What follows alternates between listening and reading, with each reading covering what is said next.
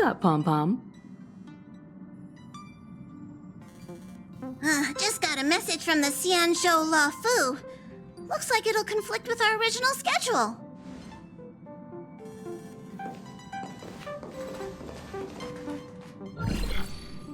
It's been a while, my friends on the Astral Express. How's your trailblazing expedition going? Soon, the Xianzhou Luofu will be holding the Luminary War Dance. Those who have aided the Luofu in overcoming the crisis are cherished allies of the Xianzhou. Thus, on behalf of the Seat of Divine Foresight, I'm extending an invitation to attend the ceremony. Your presence would be greatly appreciated. Well, things are getting lively. We've barely recovered from the family's Charmony Festival, and we're already being invited to another special event.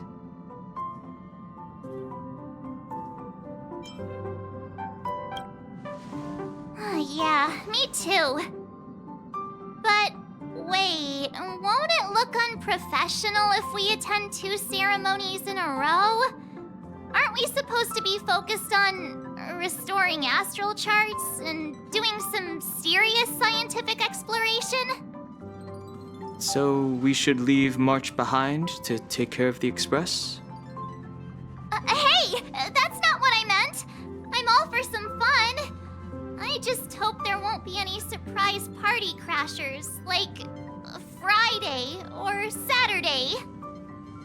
The Xianzhou Luofu has recently overcome a crisis. By holding the war dance, they're demonstrating to everyone that they've returned to a state of peace and safety. But that's what everyone said before we went to Penacony. You'll be totally safe under the family's protection. No need to worry. The War Dance is not like the Charmony Festival with all its hidden secrets. It's just a festival to honor the Rainbow Arbiter and the Cloud Knights, who fought against the abominations of abundance and protected the Xianzhou ships.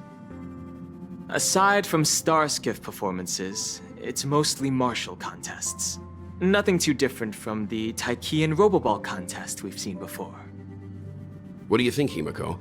Since we've accepted Miss Black Swan's proposal, we should probably head to Amphoria's for refueling. There's certainly no rush.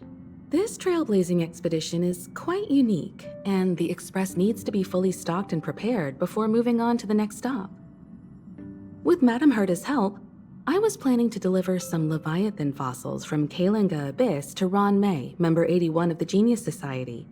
It could earn us some favors before we set off. However, it may take a few weeks. So that means we're not going to the Luofu. Being an adult means maintaining relationships, whether we like it or not, March. Since we've been invited, it's only right for the Astral Express to attend the ceremony. So here's the plan. Pom-Pom will take everyone to the Xianzhou Luofu. Mr. Yang and I will meet up with Ron May and fulfill our promise. Meanwhile, you, March, and Don Hung will represent the Express and attend the war dance. What do you two think?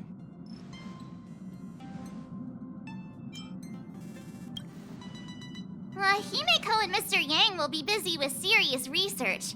Besides, fossils can't compete with martial contests when it comes to fun, right? Plus, you're the only one with so many friends on the Luofu. I'll be lost if you don't come along. You've gotta lead the way. Now that everyone's on board with the plan, it's time to warp to the Xianzhou Luofu.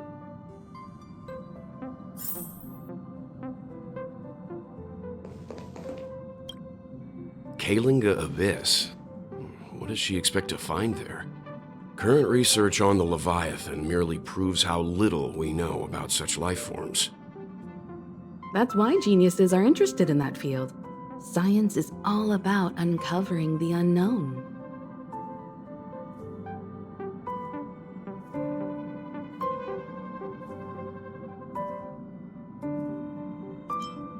Don't miss us too much. If I stumble upon some cool Leviathan fossils, I'll bring a few back as souvenirs for you.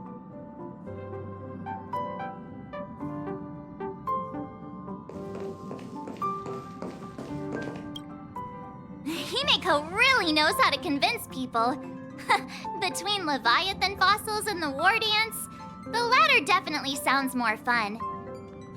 By the way, Danhong, this time you'll be taking a stroll with us on the Lafu, right? And just let you two wander around aimlessly on the Luofu by yourselves? I don't think so. Plus, Mr. Yang is right. The ambrosial arbor crisis just ended, and both the long life and short life species are still feeling uneasy. And that's why Jing Yuan wants to organize the war dance, to show that the Xianzhou Luofu is stable and safe. And since he has extended an invitation, it's only right that I visit my old friend.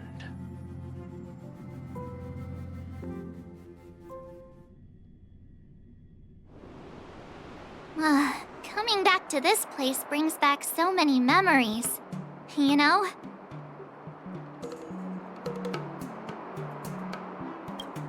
Hey, I'm not actually gonna recite a poem. I was just thinking about all the twists and turns we went through when we first arrived on the Xianzhou. This time, we're not being forced or enticed or chasing after wanted criminals. And we didn't have to sneak in through the cargo dock. This trip has been incredibly smooth. Quite unusual, I must say.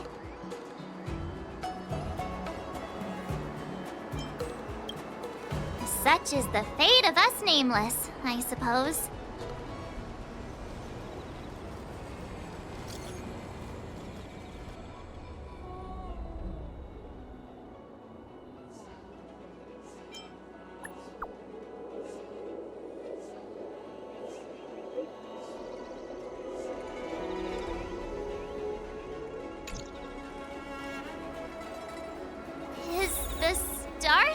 Haven always this crowded? Oh, there's so many people here. I can barely hear anything. Yanqing said General Jing Yuan sent him to welcome us. But where is he? Let's wait for him in front of the loom. It's the most prominent landmark on the dock. Hey, you guys! Hold on a moment. Did they just call us? Look at their outfits. They're from Penacony, right? Are you familiar with the Xianzhou Luofu? We know a little bit about it. What do you need? We're from Penacony. Maybe you've heard of it. We came to this ship to gather interesting materials for making dream bubbles. Oh, we just left there. Oh, talk about coincidence. That's great. Do you know any must-see attractions on the Luofu? Exactly! We're Xianzhou experts. Most of the tourists around at the moment are here to attend the war dance. And that's why we're here too. Yeah, we know about that ceremony. But isn't the fighting ring still closed? I've heard the ring was actually converted from a huge decommissioned Luofu fighter jet. No doubt about it. It's a massive fighter jet. It's got to be larger than a civilian star skiff. But for now, all we can do is wait until the war dance starts in a few weeks before we can board it. We've still got work to do, so we can't just sit around waiting for it to start. That's why we're asking you about some must-see attractions. We're looking for unique experiences that you won't find on Penacony. Our clients love these kinds of dream bubbles the most. You're the expert here. Give them some suggestions.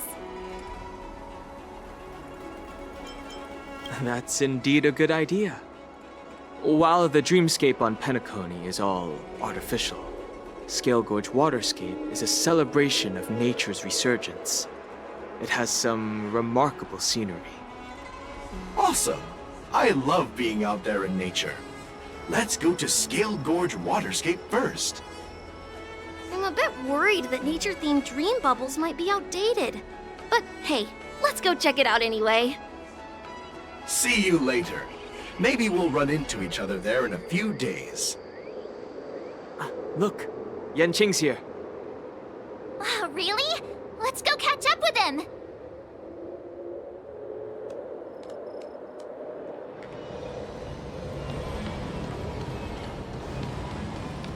There you are! Everyone, this way! Hey, everyone. It's been a while. It doesn't feel like it's been that long since we last saw you.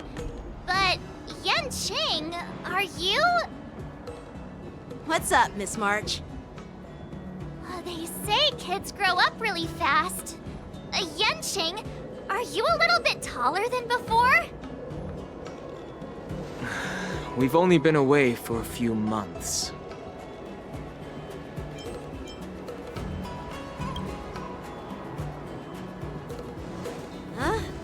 What are you doing?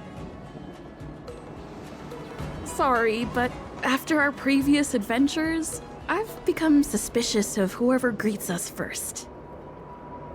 Do you have to be suspicious around me, too? You know, the last time we came to the Xianzhou, the first person who greeted us was... I get it. Better safe than sorry. Seriously, I've never seen the Luofu so lively before. I was a bit worried that holding the war dance right after the Ambrosial Arbor crisis might be too soon. But seeing the bustling Starskiff Haven, I understand why General Jing Yuan chose this timing. Yep. There's people from other delves and travelers like you three who have come from afar. With the war dance coming up, there's a huge number of visitors pouring into the Starskiff Haven. The Cloud Knights are working hard to keep the security tight. The General said this ceremony would help the Xianzhou Luofu recover from the crisis. It's a way to showcase our martial spirit, reassure people, boost morale, and attract visitors from other planets to promote trade and peace. By the way, the Xianzhou Alliance places great importance on this ceremony too. The Xianzhou ships, the Zhuming and the Yaoqing, have both sent messengers to offer their blessings.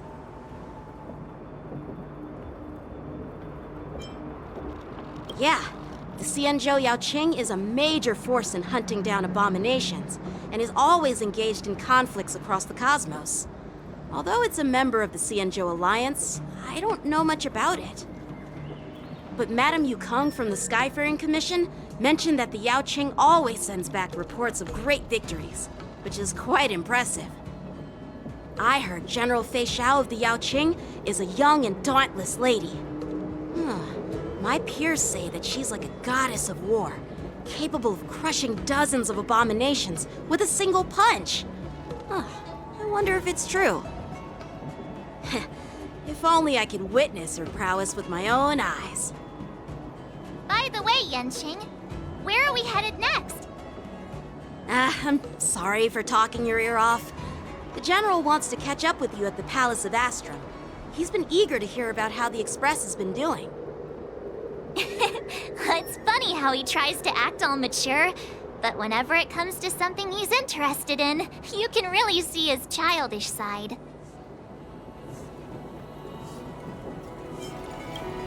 I agree.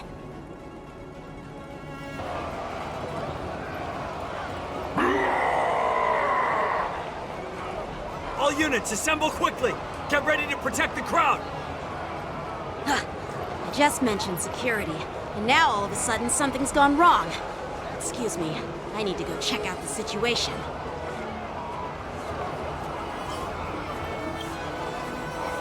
Hey, what's that supposed to mean? We'll go with you.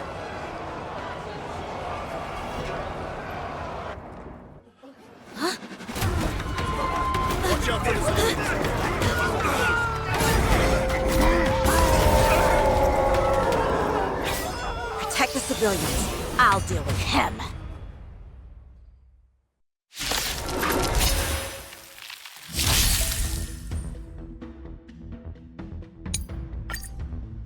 Borison? Why are there Borison here? This ends now. Ready for another? Destined for oblivion. It's on me. Bust. Or maybe I'll take it all. Watch your head. I weep for the departed. It too shall fall.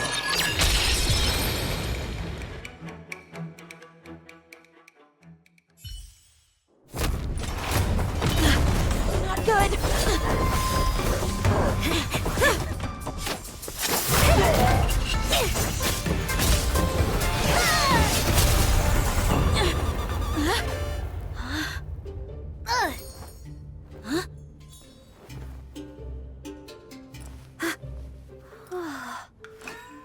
Thanks for the help.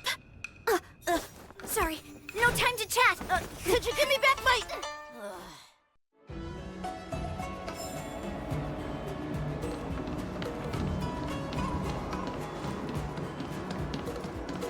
Wait, my sword!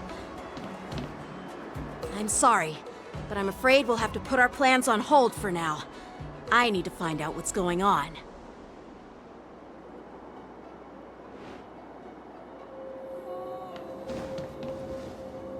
While we appreciate your rescue, my Xianzhou friends, don't you think it's a bit too much to detain us and our cargo?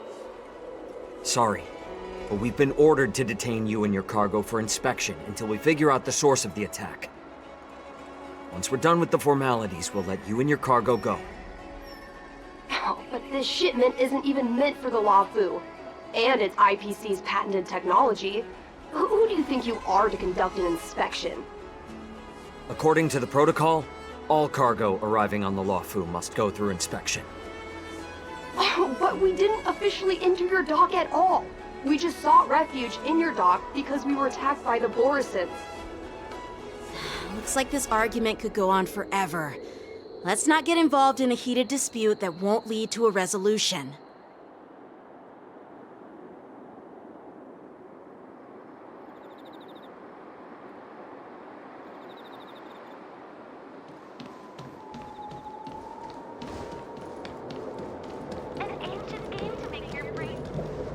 Who's in charge here? I need some answers.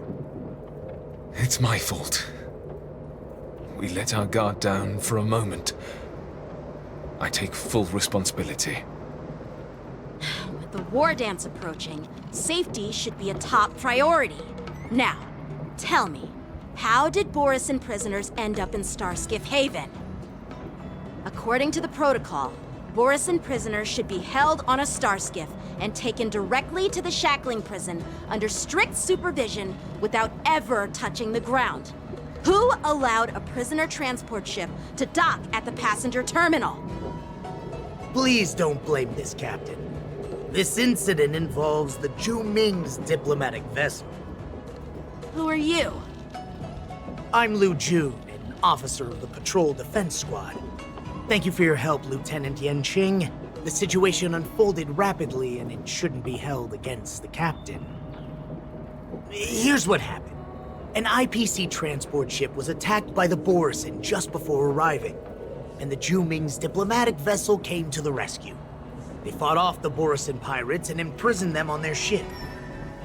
So, an IPC ship was attacked by the Borisin near the Luofu, and the Zhu Ming envoys saved them? Sounds complicated. Honestly, it gives me a headache too. Zhu Ming diplomatic ship, adhering to standard procedure, docked at the passenger terminal to hand these criminals over to the Luofu. You know, with all the outsiders flooding onto the Luofu, the Starskiff lanes are under immense pressure. The Borisin desperados decided to put up a fight before the prisoner transport Starskiff could get there. And that's what you just witnessed. We'll make sure these prisoners are sent to the shackling prison as soon as possible. I see. It's an unusual situation indeed. I'll report it to the security department of the Realm Keeping Commission and ask for their cooperation in handling the aftermath. Maybe I should gather more details from others so that the Seat of Divine Foresight can have a better understanding of the situation.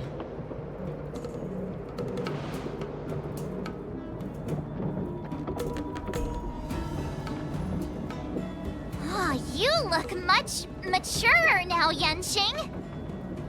Please don't tease me, Miss March. The situation on the Xianzhou before the war dance is like a calm lake that can be disturbed by even the smallest pebble, capable of generating far-reaching ripples with even the slightest disturbance. What are those people? I mean, those monsters we just dealt with? Those werewolf monsters are known as Borisin. They are abominations of abundance, and we've been fighting them for a very long time. The Borisin have been a powerful force for a long time, plundering and enslaving many worlds. The threat they pose is just as terrible as the Swarm disaster, and the Alliance even had a fierce war with them 3 decades ago. Their presence has faded over the years, but who would have thought? According to that officer, they attacked an IPC ship near the Shenzhou Luofu. Such a brazen attack seems quite unusual to me. Yeah, that's what I find strange too. It seems like the IPC and the Borisin have some serious grudges. Well, enough with the chit-chat. The General wants me to take you to the Palace of Astrum. I'd love to chit-chat a little longer, but there are some things that can't be left unchecked. Is it a serious matter? Maybe you'll need our help in hunting down the Borisin? Thank you, but it's no big deal. By the way, that young lady who just appeared, she took my sword.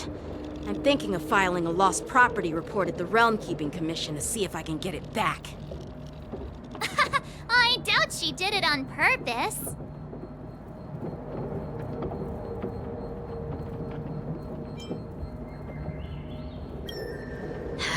Don't remind me. I just zoned out for a moment, that's all. All right, let's not keep the General waiting. Don't worry. There aren't many people out there with that kind of talent. It shouldn't be too hard to find her.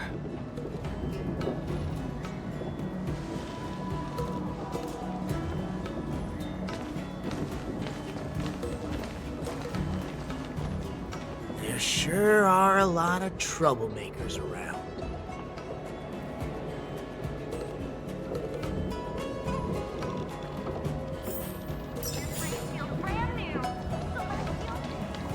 Success and failure.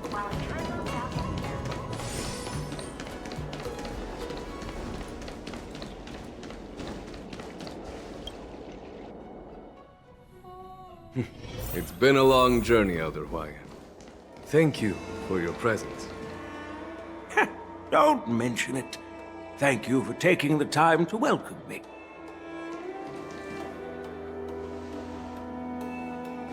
General, I brought our guests from the Express. Oh, I'm sorry for my bad timing. I didn't know you were meeting a guest, General. Don't worry, you're just in time. It's been a while, my friends from the Astral Express.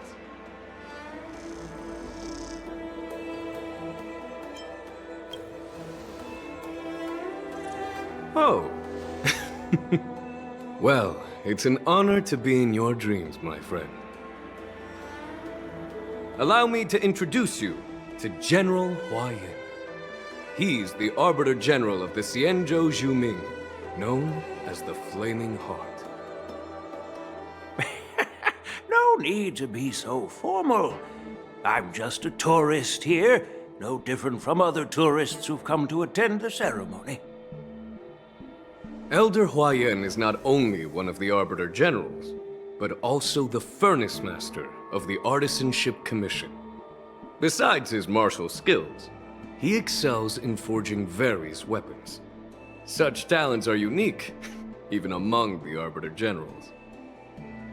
Be it Arbiter General or Furnace Master, these are merely titles given to me long ago. I've retired several times already, but with the current change in circumstances, the Marshal has called me back to duty, and I had no choice but to answer the call. Well, in the end, I'm to blame. Living such a long life naturally brings its share of disapproval. It's an honor to meet you, General Huayan. It's my honor to meet you, General Huayan.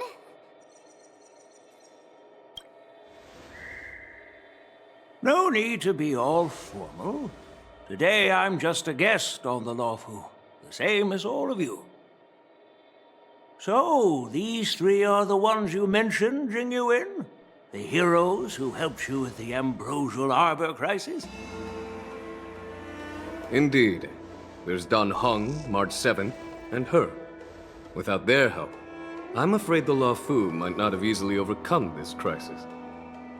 So, the Imbibitor Lune's reincarnation has returned to the Luofu and will attend the war dance. I'd love to have a drink with you should the chance present itself. You're more than welcome, General Huayan. And this young friend is? Yanqing, my apprentice. He remains by my side as my retainer due to his youth, which I hope will season him with experience. He will stand for the Luofu's Cloud Knights in the upcoming war dance, ready to take on all kinds of challenges. Great, great! It's a real treat to see so many talented young people around here today. Oh, I almost forgot. This is my apprentice, Yun Li.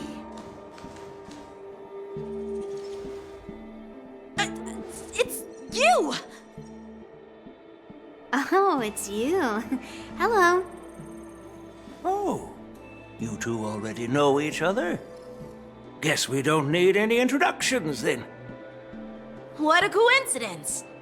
I was afraid I'd have trouble finding this girl. Oh? Now you've piqued my curiosity. Tell me, how did you two become acquainted? She helped me capture the escaped Borisin prisoners at the Starskiff Haven. Allow me to express my gratitude for you. But when you left, you took my flying sword with you. Your flying sword? Oh, so that's why I found a dagger in my bag. Turns out it's yours. Yes, it is. Now that we've met again, I hope... Nope, that won't do. Won't do?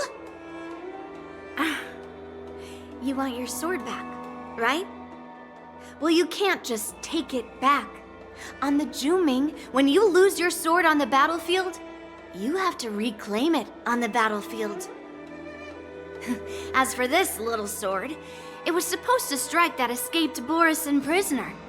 But unfortunately, its owner's agitated state caused it to fly off like a kite with a broken string, and it missed its target. By the way, if I hadn't caught it and helped it hit its mark, that Borisin prisoner would have gotten away. Hold on a sec, Yun Li. You took my sword without even asking, and now you're refusing to give it back? So much for Luofu swordmasters. What did you just say?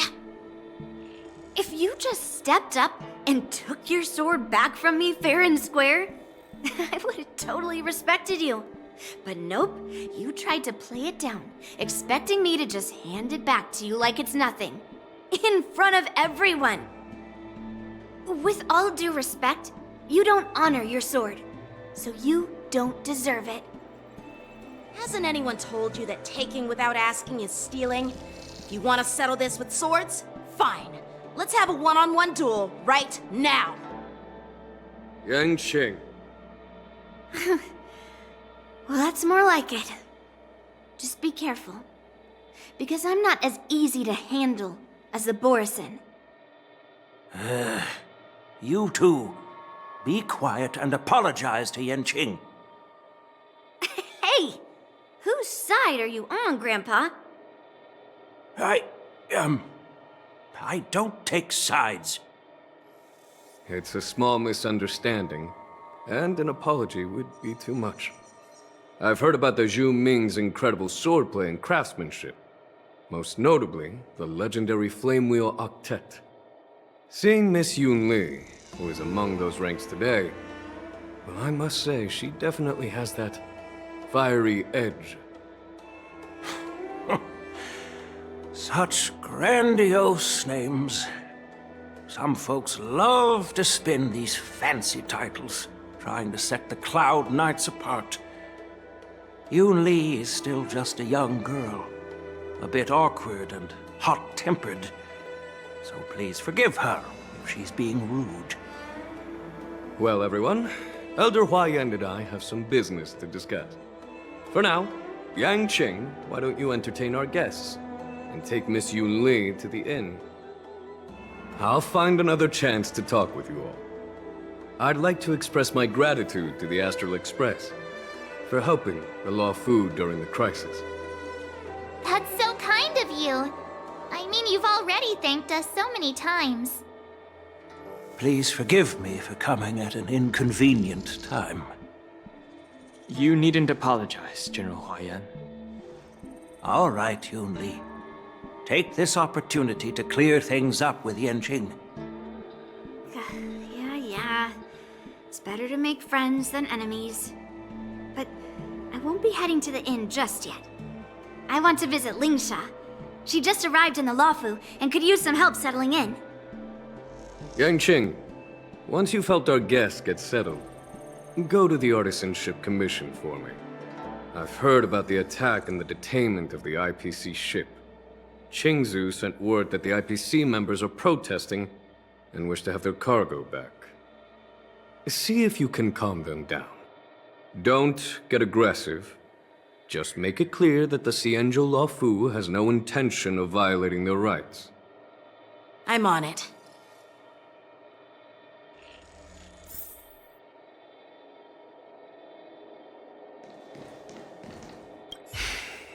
I'm sorry for Yang Qing's rudeness. Not at all. Taunted by Yoon Lee like that, even a training dummy would be angry. You've taught your apprentice well. If it were me in my younger days, I'm afraid I'd have drawn my sword and fought. Yanqing can understand your concerns. On the other hand, Yoon Lee is still a naive girl who's only interested in swordplay. Honestly, I brought her here to participate in the war dance because I want to broaden her horizons.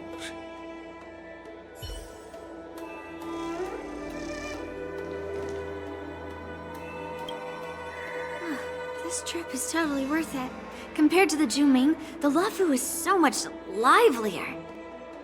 But it's a shame the Luofu swordmasters don't seem that great. Glad to meet you too. Are you here to participate in the war dance? Of course. To honor martial arts, the Cloud Knight's ring is always open to outsiders. If you can defeat the ringmaster selected by the Xianzhou, you'll not only win rewards and prizes, but also be making a name for yourself. Sounds tempting, doesn't it?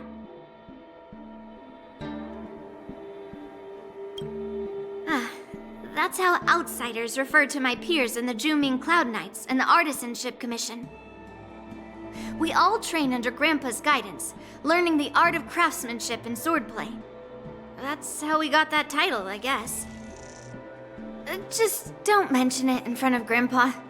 He always says that empty titles bring pointless challenges and conflicts.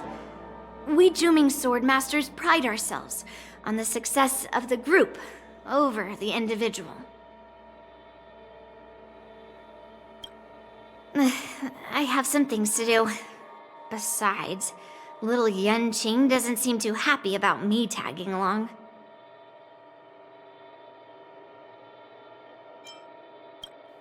Yeah, you're right. I took it with my skills. So I guess you can say I'm a robber or something. How dare he imply I'm a thief? Totally different. Besides, the sword seems scared of its own master.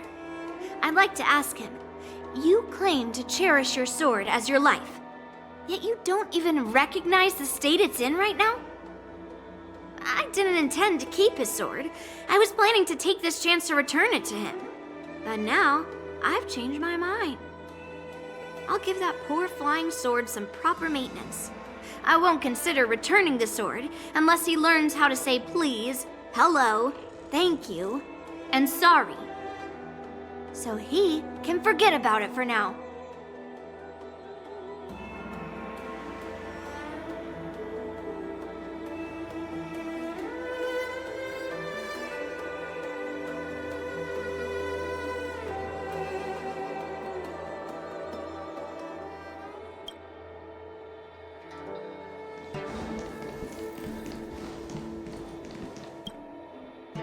Hey, Don Hung. I thought all the Xianzhou generals were like Jing Yuan. But that General Huaiyan, he looks so thin and scraggy, as if even a light breeze would knock him over. Is that old man really an Arbiter General? Well, each Xianzhou ship has its own division and specialty within the Alliance. Not all of the Arbiter Generals are good at leading the charge. You heard what Jing Yuan said, right? General Huaiyan was once the head of all the skilled craftsmen on the Zhuming. Yeah, you've noticed that too? It's really weird. Do the Xianzhou people age? I rarely see any old people on the Xianzhou ship, and when I do, they're usually travelers. But General Huaiyan looks like an ordinary old grandpa. Is he really a Xianzhou general? Good question. He's right there. So why don't you ask him yourself? Nah, I'd like to live a little longer. We should leave. General Jing Yuan asked Yan Qing to entertain us, so obviously, he has important matters to discuss. Let's not waste any time here.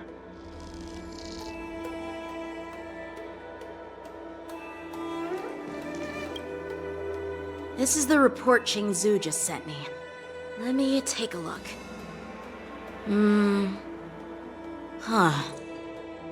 Looks like the General has given me a tough challenge. He wants me to try and help put the IPC's mind at ease. Well, it's not exactly a test. As Cloud Knight officers, we not only learn the art of war and martial arts, but also occasionally have to handle diplomatic disputes. It's just, you know, talking things out isn't as straightforward as duking it out with weapons on the battlefield. This is especially true when you're up against the IPC, with their non-stop corporate babble. Well, let's not worry about that for now. Shall I take you to the inn?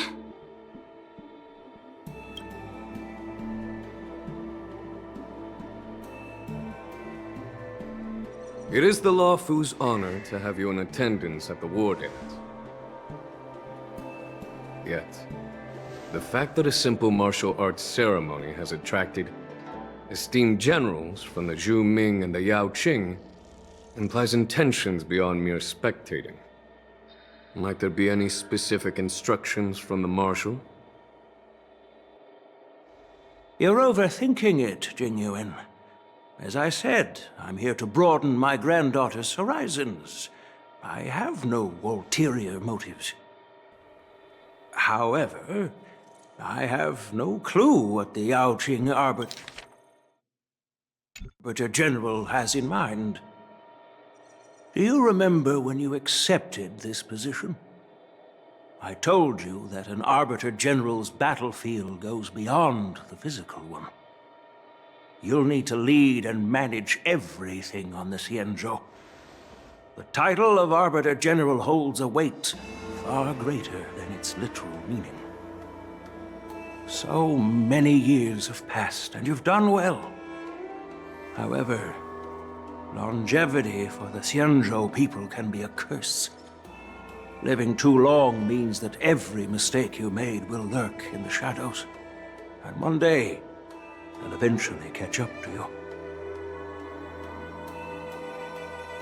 The Marshal knows everything that has happened on the Lawfu. As for the Merlin's Claw of the Yao Qing, she has come specifically for you. Speaking of which, why hasn't she arrived yet? They say the Merlin's Claw strikes like lightning. Being late isn't her style. That's not true, General Huayan. She's been here a while, but I'm sure you've heard of her unbridled nature. As soon as she disembarked from the star skiff, she mentioned having something to attend to and simply disappeared. You must be the messengers from the Xianzhou Yao Qing, I assume. We are Jiaoqiu and Moza, retainers of the Merlin's Claw. It's an honor to meet you in person, Arbiter Generals. Now this is interesting. A guest who doesn't come to visit but sends a message instead. What does she mean? Tell me, what could be more important to her than coming here? Master heard about a spectacular view in Scale Gorge Waterscape. I believe she went there to enjoy it. A spectacular view? Ha! Did you hear that, Jingyuan? This person is being sarcastic. Please do not misunderstand me, General Huayan. I was simply stating the truth. Master thought it would be inappropriate to keep you waiting, so she sent us here. Once she's finished with admiring the scenery, she'll personally come and apologize to the both of you.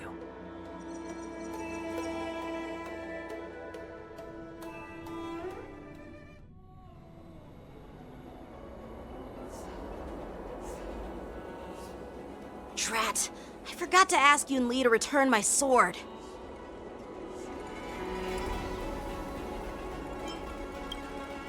Unacceptable. Every sword is precious to me. If it weren't for the General's interference, I would have taught that shameless girl a lesson in swordplay. By the way, I don't know if it's just me, but the General seemed a little reserved. Could it be because of Elder Huayan's visit? Reserved? Really? Maybe I'm just overthinking things. No, you're not. When I entered the Palace of Astrum, I realized that the messenger from the Xianzhou Zhuming was actually the Arbiter General himself. So, the messenger from the Xianzhou Yao Qing must be the Merlin's Claw herself, I presume. That's right. Well, that's what makes this entire thing so unusual. What's so unusual about it? They simply received an invitation from Jingyuan, just like the crew, right? The war dance is just a small festival. And now we have 2 Arbiter Generals from other Xianzhou ships here. I'm afraid they're here for something more. Maybe they've come to hold Jingyuan accountable for the Ambrosial Arbor crisis? Hold him accountable? Come on, didn't the Lawfu fall victim to the disciples of Sanctus Medicus and the Antimatter Legion? Why would they blame the victim? Donshu's rebellion and Ventilia's scheming are merely one side of the story to the other Arbiter Generals of the Alliance. Only a single piece of incontrovertible evidence remains, creating an endless source of potential complications. The Ambrosial Arbor. Yes. It's undeniable that the plague mark, which was subdued by the Xianzhou Luofu, has resurfaced. But was it really a conspiracy instigated by the Antimatter Legion? Or does it indicate a traitorous intent from within the Luofu, implicating Jingyuan himself? Once the spark of suspicion is kindled, it proves hard to extinguish.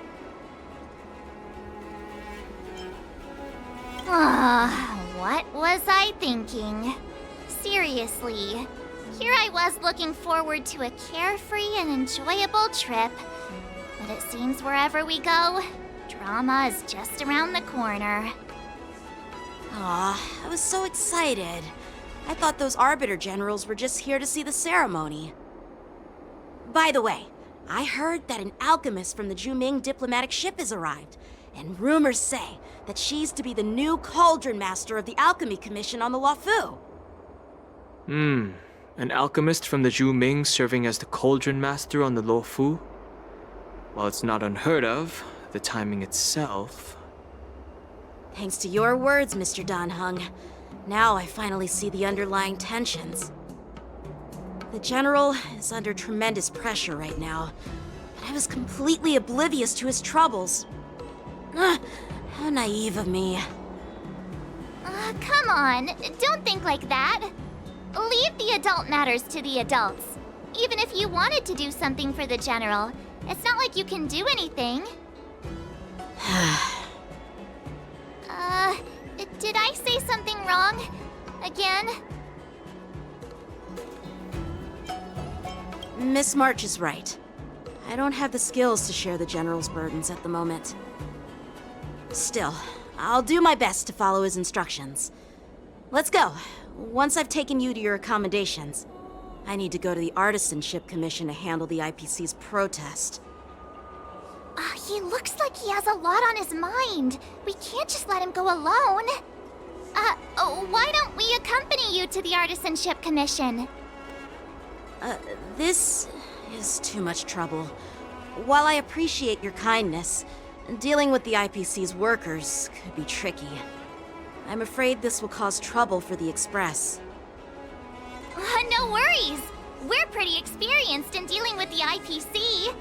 You've heard of the 10 Stone Hearts? We've dealt with quite a few of them, right?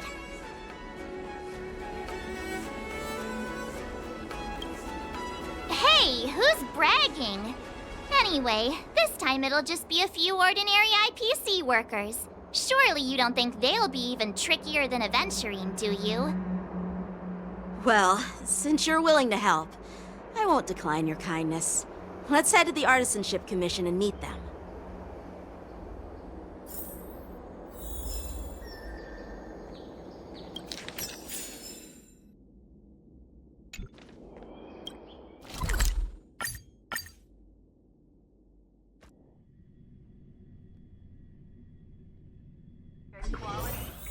Can I really reason with you Xianzhou people? I think I get it now. In your words, this is called looting a burning house, right? But I am trying to reason with you here.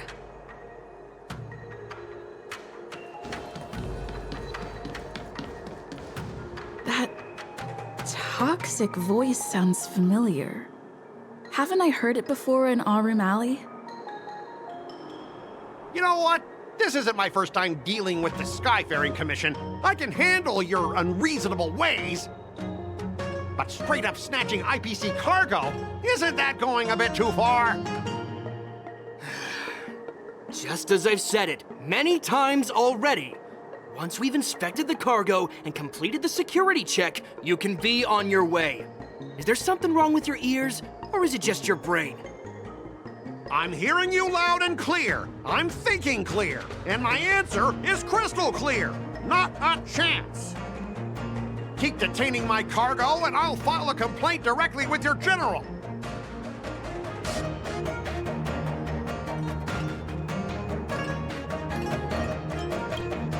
I was gonna ask you the same thing.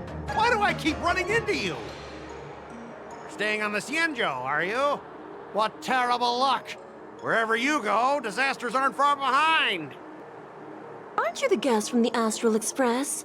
What brings you and Yanqing to the Artisanship Commission?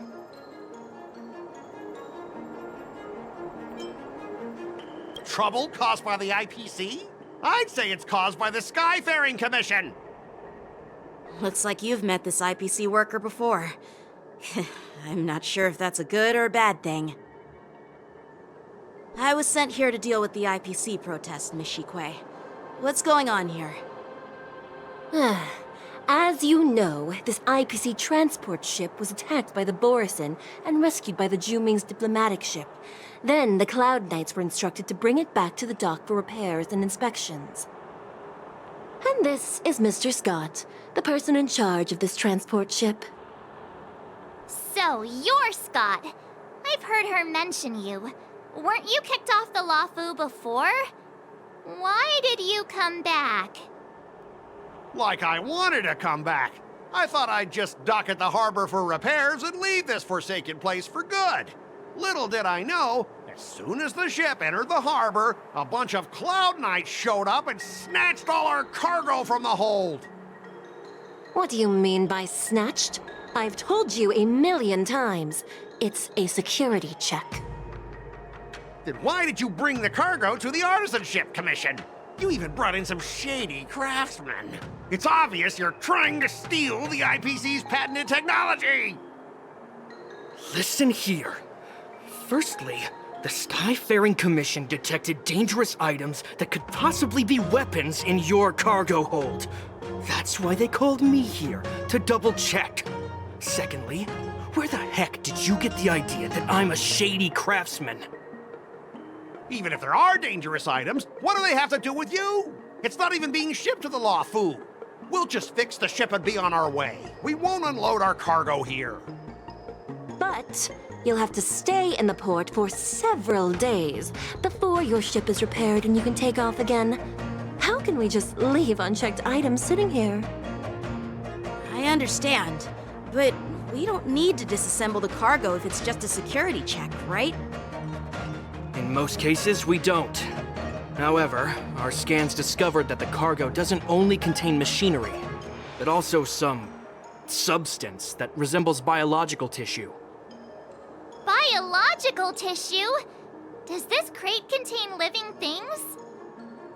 I'm afraid we'll need to wait for the Alchemy Commission for further confirmation. In any case, according to our regulations, we need to unseal one of the crates for further examination. But this IPC specialist has been hindering us on the grounds of patent secrecy. The Alliance's regulations on biological products are very strict. Without further inspection, there is no way for the Skyfaring Commission to release the cargo. Oh, really? Fine! If anyone lays a finger on that shipment, they'll have me to deal with. It doesn't matter if it's mechanical or biological. It's none of your business. I'm filing a complaint against the Skyfaring Commission's ridiculous regulations. This Mr. Scott seems stubborn and difficult to persuade. Honestly, I really don't want to have a vicious confrontation with the IPC. I heard how you helped R. O'Malley. The IPC representative back then was Mr. Scott, right? Since you've dealt with him before, it looks like I'll have to rely on you again. What are you guys whispering about over there? Just hurry up and give us back our cargo.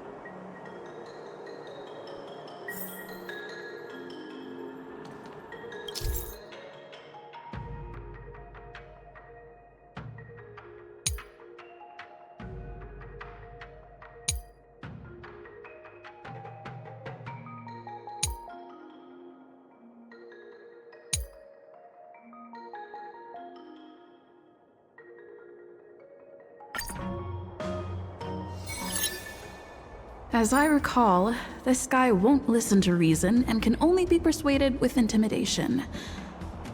But he does seem to follow rules to some extent. Let's use that against him. Speaking of regulations, we have our own laws and regulations too. According to Article 4 of the Cienjo Alliance IPC Trade Consensus, the Alliance and IPC shall never infringe on each other's intellectual property rights.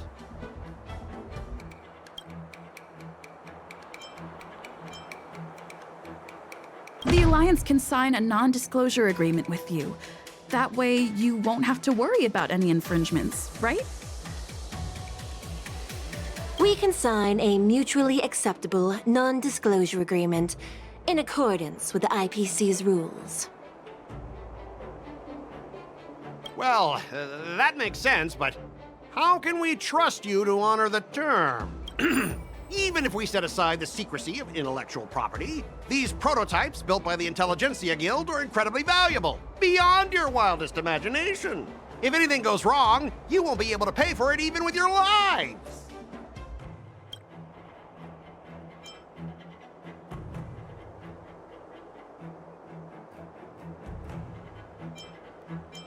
you give us an exact amount, Mr. Scott? If there's any damage after the inspection, the Express... the Skyfaring Commission will compensate you. The Skyfaring Commission. Yeah, they will compensate you, provided a detailed report of the damage is submitted. I don't doubt the financial strength of the Skyfaring Commission. However, this is not just about money. Besides, the cargo on this transport vessel belongs to the Intelligentsia Guild. If you want to inspect the cargo, shouldn't you at least call in a member of the Intelligentsia Guild to be present? According to the principle of territoriality, since your vessel is stranded on the Cienjo, the Skyfaring Commission has the right to inspect it. Indeed. According to Article 27 of the Cienjo Legal Code, all official and private goods upon entering the port shall be subject to inspection. Failure to submit to such inspection shall be deemed equivalent to the possession of unlawful items and shall be subject to legal ramifications. Huh? My synesthesia beacon must not be working, because I have no idea what you just said. Simply put, if you insist on hindering the inspection, we'll have to treat the cargo as unlawful items and confiscate it. Confiscate it? How can you Cienjo people be so unreasonable? If this were pure point and incoming cargo posed a safety risk, the IPC would take it in for containment and disposal, correct? That's true, but the IPC sometimes makes exceptions. For example, they've always given special terms to Cienjo vessels. Well, you guys sure know how to argue your case. Fine, I'll allow you to do the security inspection. It's just that, I need some time to sort things out. This is a big deal. Let me talk to headquarters first. So, Mr. Scott, are you just stalling for time and planning to leave the Cienjo as soon as your ship is repaired? To avoid the Skyfaring Commission's inspection? Well, IPC staff are free to come and go, as long as they don't break any laws. Yeah, you've got some insight there. Who are you again?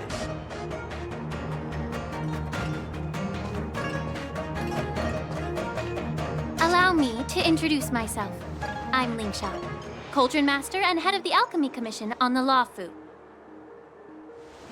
Could she be? Yeah, she's the new Cauldron Master assigned here from the Cienjo Juming. I received a report from the Artisanship Commission about cargo containing samples of unknown organisms.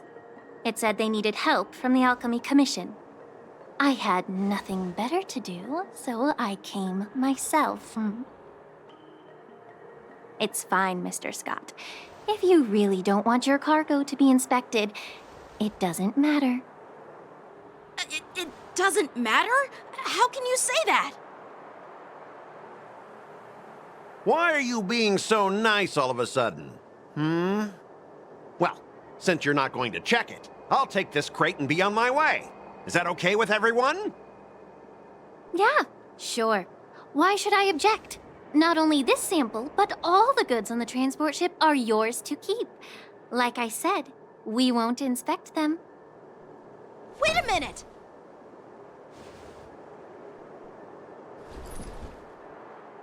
Well, that's more like it. If only the young displayed a more reasonable attitude, we could have sidestepped that altercation just now. Our ship will leave in a few days once the engines are repaired.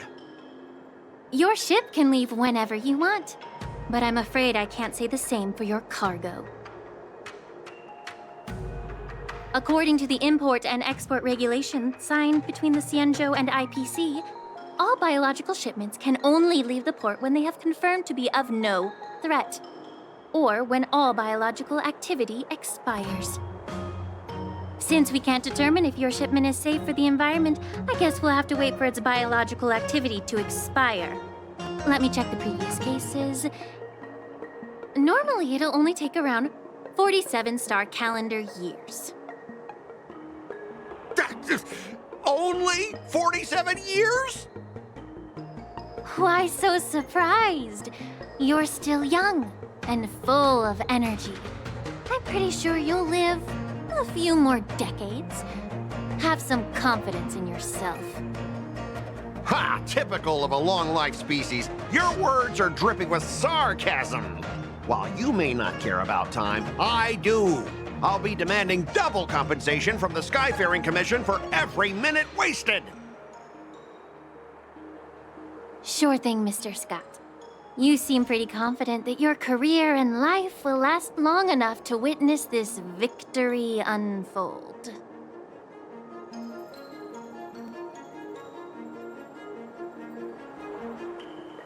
Step aside, guys. Let them do the inspection. But, Mr. Scott...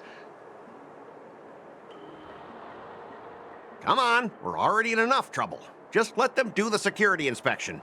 And if needed, I can always grovel before the Intelligentsia Guild later. I'm just using my head for what it's apparently good for, right?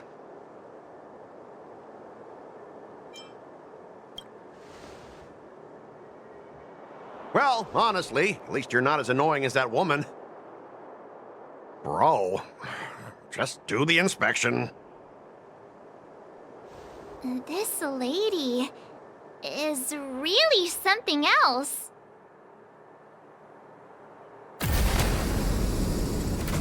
Is this the IPC product? Listen up.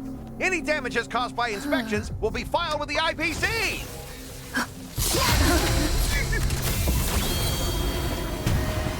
Turn it off.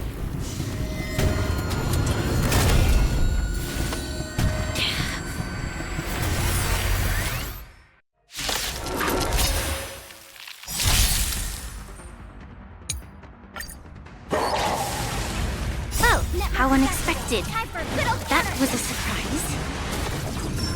Trust. Knowledge, the measure of truth and falsehood. 0 points. On the still waters of oblivion. Fail. Answer me.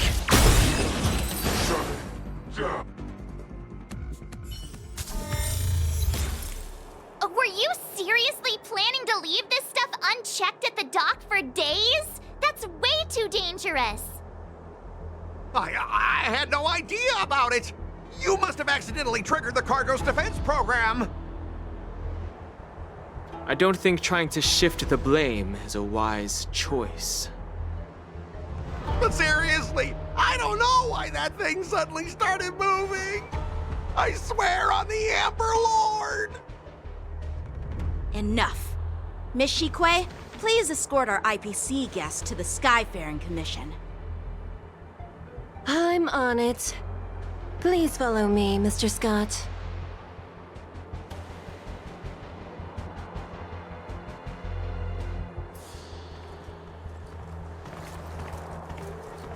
Gentlemen, our preliminary inspection shows that there is indeed hidden biological tissues inside, just like the craftsman feared. I can't even tell if it's ingenium or biological in nature.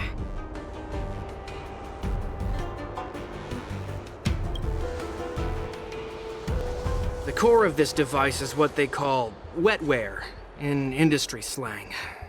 To put it simply, this machine operates with a kind of biological nerve as its control center. I'll take some samples for the alchemist to analyze and figure out where the biological tissue comes from. Why would the Intelligentsia Guild use such unethical technology? Perhaps they're trying to create a new weapon? Whatever the reason is, it's probably why the Borison attacked the ship. No wonder the IPC were trying to obstruct our inspection. I'll contact the Ten Lords Commission and ask the judges to come and give their final verdict on this. According to our rules, all prisoners and weapons involving dangerous creatures must be taken to the shackling prison for further sentencing. After all, it's the safest place on the Luofu. As for you, Mr. Craftsman, please go with the Cloud Knights and explain the situation to the judge.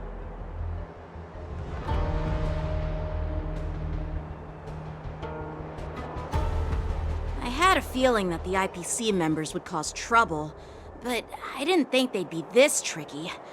Thanks for your help, Miss Lingsha. I should thank you for saving my life. Your sword skills were impressive. Taking down that big guy. I thought the General's retainers were all burly martial masters. I didn't expect Yanqing to be so...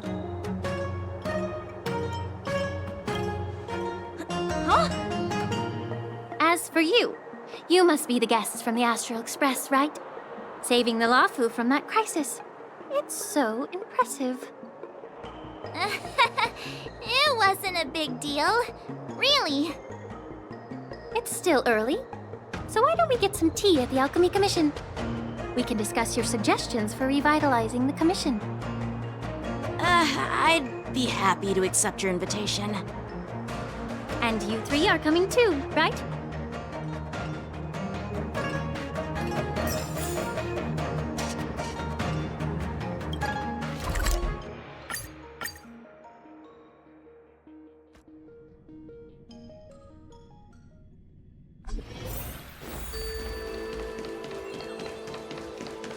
I'm here.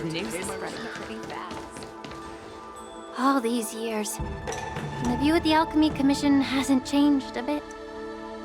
The tides come and go, but the ancient sea remains the same. For us Vidyadhara, there's nothing more nostalgic than our homeland. You're a Luofu native, Miss Lingsha? Yes, I grew up here, listening to the sound of waves while researching prescriptions with my mentors and peers at the Alchemy Commission. It's kinda sad, isn't it? Everything changes but somehow remains familiar. Just like you, Dan Heng, I traveled far from home, and now I've returned. Seeing the familiar scenery brings back a hint of nostalgia. The view here would be even better without the ambrosial arbor. Oh, really? I think that towering tree looks pretty impressive.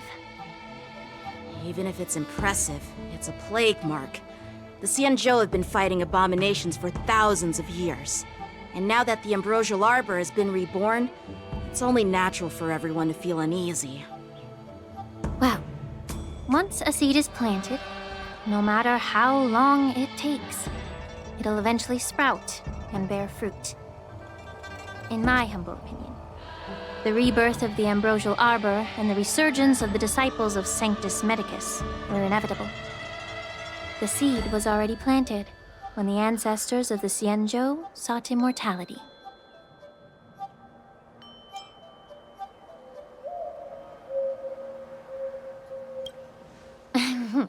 My bad. Well, since you went through the entire ambrosial arbor crisis firsthand, Dan Heng and Lieutenant Yanqing, I'd like to discuss something with you.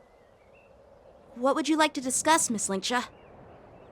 I was lucky enough to be chosen by the Alliance to come in and clean up all the old grime in the Alchemy Commission.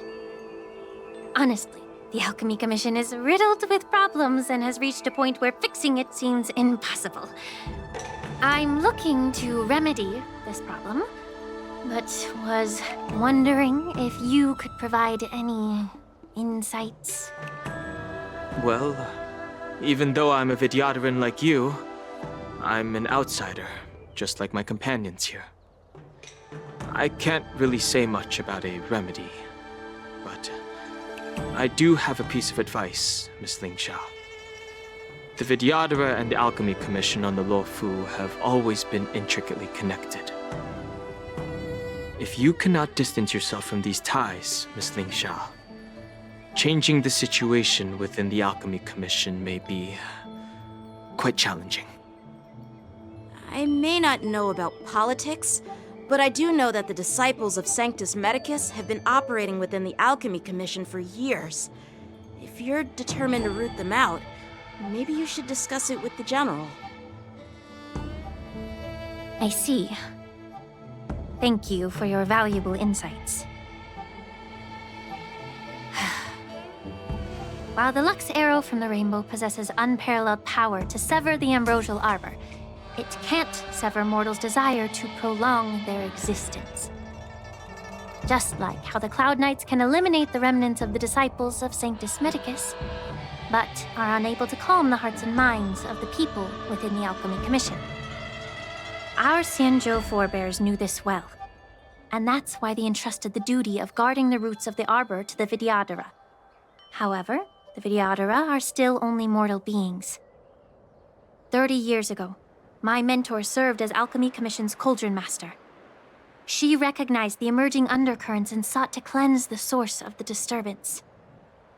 Unfortunately, even though she was skilled in the art of healing, she didn't understand the human heart or how to eliminate the sickness lurking within the depths of the Alchemy Commission. In the end, she was framed and exiled to the Juming. I was also implicated and had to leave the Lafu. And guess who arbitrated the case and handed down the sentence? None other than General Jing Yuan himself. What? You heard it right.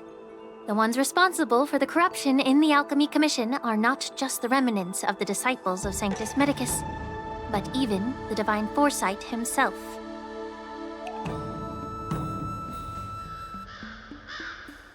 Alas, why is your face turning pale, Yanqing?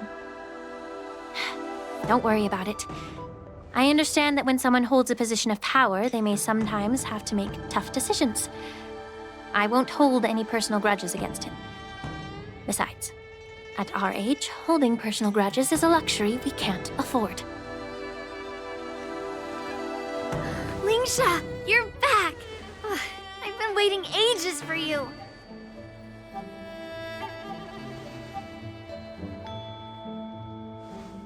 Yunli!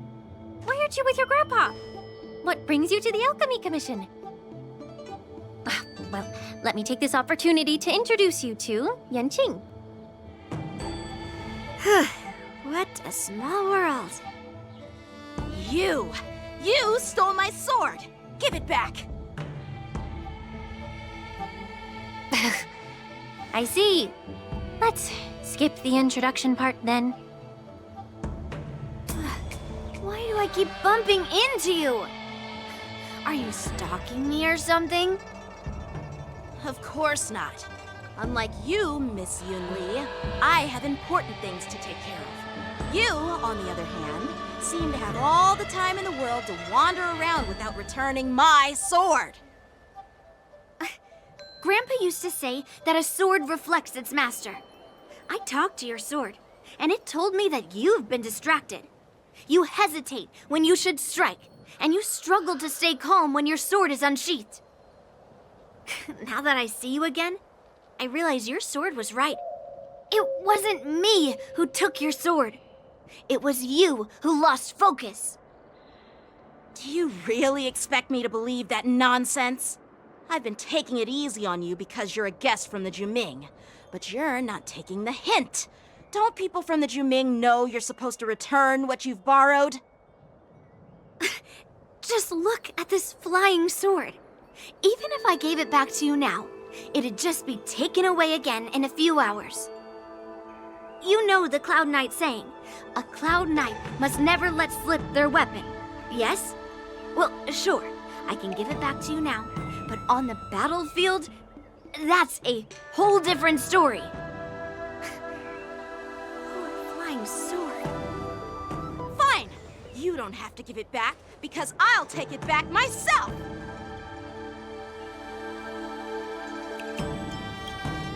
Between these two, who do you think is tougher, Dan Heng? Don't get me wrong. I'm just curious.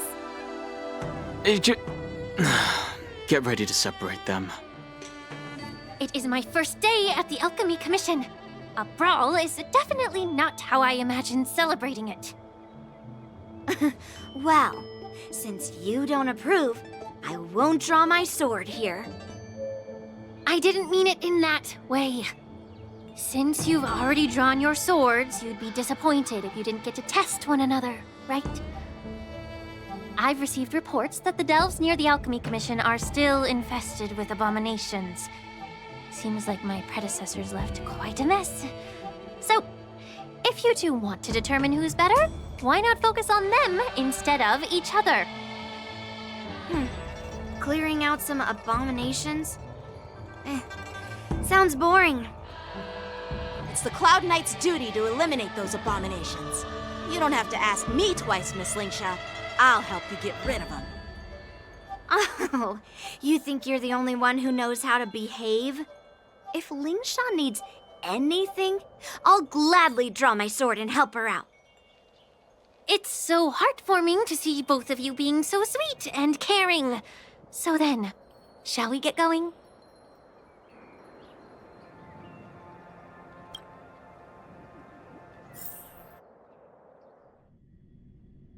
Ever since the disciples of Sanctus Medicus were eradicated, their experimental abominations have been festering here.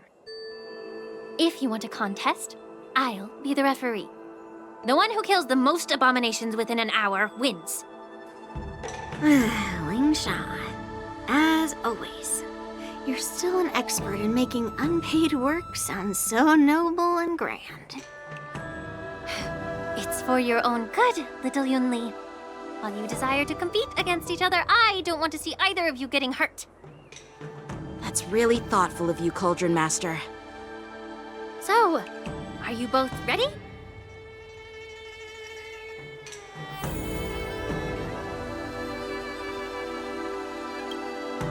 Ugh. Looks like my predecessors left quite a mess. Let me say it again. The one who kills the most abominations within an hour wins. Be careful when you draw your swords, and make sure you don't hurt each other. Can we start now, Lingsha?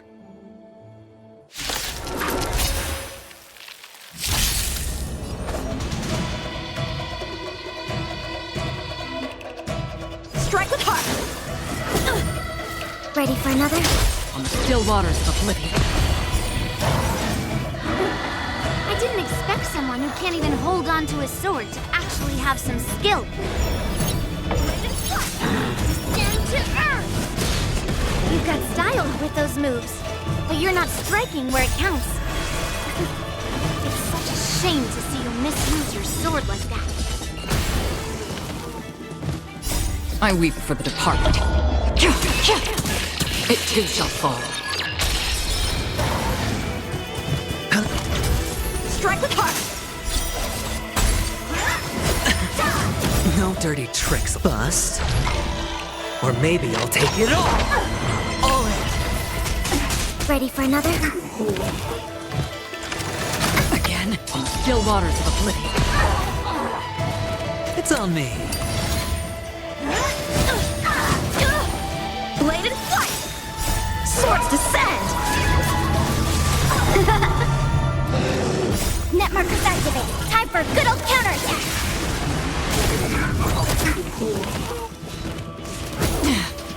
Watch your head. Down to earth. Destined for oblivion.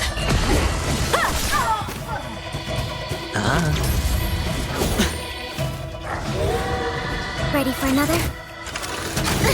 All in. Strike with heart! Again. Net markers activated. Time for a good old counterattack. On the still waters of oblivion. I weep for the departed. It too shall fall. Spend freely. Bust. Or maybe I'll take it all. Watch your head. Down to earth. I win, Miss Yunli!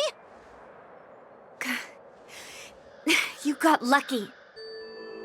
Why don't you just give me back my sword, sincerely apologize, and then go cry your eyes out to your grandpa? Consider yourself lucky that I'm not interested in your rusty sword, as I don't have the nasty habit of snatching other people's weapons. All you did was chop down a few monsters. Don't get carried away with yourself. If you think you can just take this sword from my hand, go ahead and try.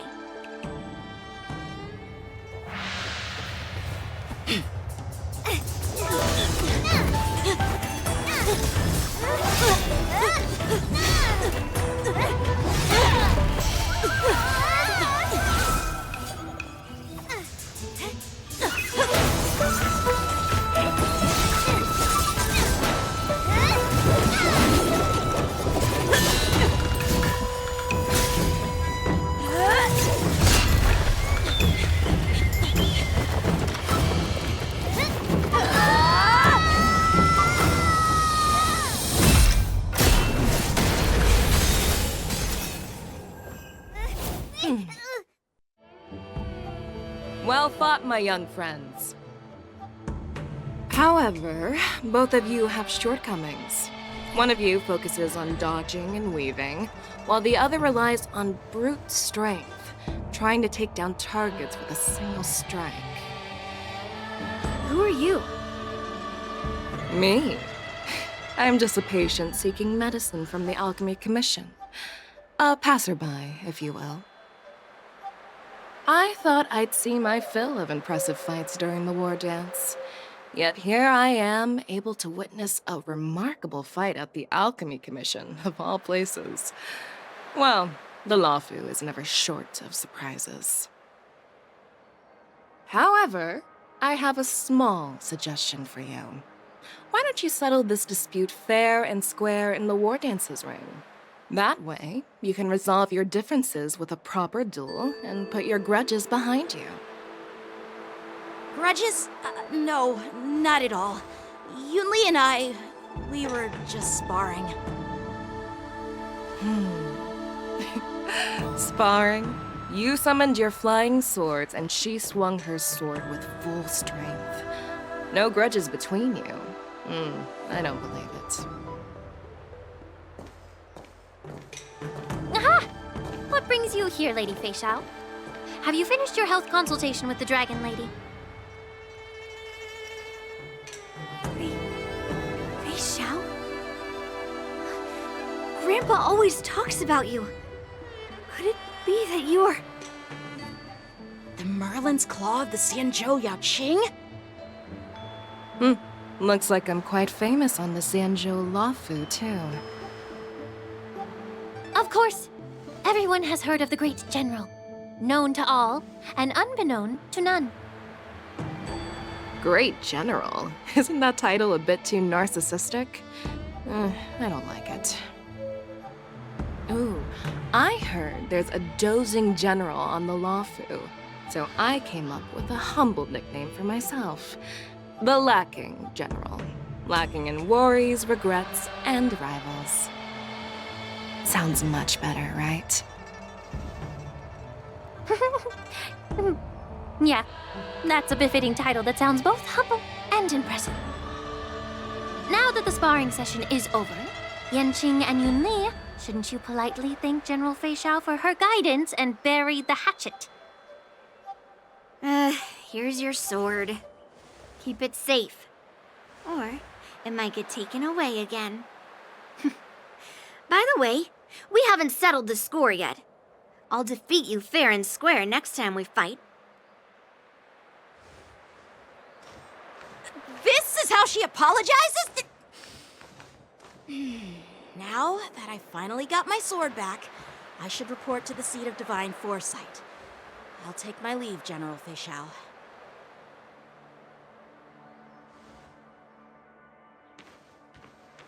Oh, by the way, Miss Linksha, if you've got some free time, I'd like to invite you to the seat of divine foresight for a chat with General Jingyuan.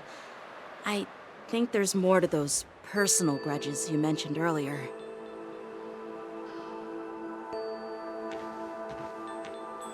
Thanks for stepping in, General Fei Xiao. Otherwise, I'd have had to knock them out with my incense. Not at all. Just doing what you asked. How about we call it even as payment for the healer lady's consultation? Sorry, but even a general needs to pay their bills. We don't do credit here. And let's not forget, you'd have been waiting decades for a chance to see the Dragon Lady if it weren't for me. Well, you can always send the bill to the seat of divine foresight and say it's for mentoring those kids. After all, it was quite the effort splitting them up. I nearly had to get tough. Now, if you'll excuse me, I need to find a spot and get some fresh air.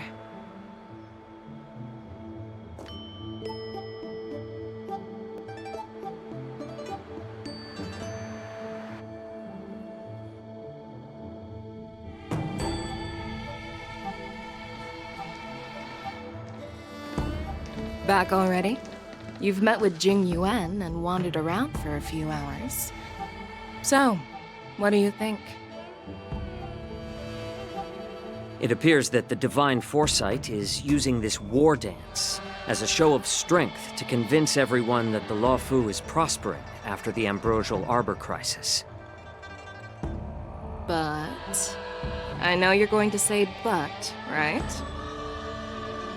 But the influx of people attending the war dance is like a breeding ground for disorder and rumors. One wrong move, and the Luofu could be in a world of chaos. The Cloud Knights on the streets remain vigilant, so at the very least, General Jing Yuan is aware of this. As for other matters, I'm unable to say. I'd prefer to be excused from future meetings with generals. I'm just a military healer. And now all of a sudden I'm thrust onto the center stage having cordial chats with two generals? My work doesn't lend itself to being in the limelight either. Just stop whining. At least you're in one piece, right? Before getting in touch with General Jing Yuan, I wanted to put aside my assumptions and see his momentum. That includes the overall bearing of the Cloud Knights on the street, what people are saying, and how those close to him behave. The might of an army dwells not within its pawns, but within the force of its collective momentum. Recognizing this fact reveals the true measure of power. Thanks for enlightening me, General. A perfectly clear statement turned confusing thanks to your translation. You've made me lose where I was now.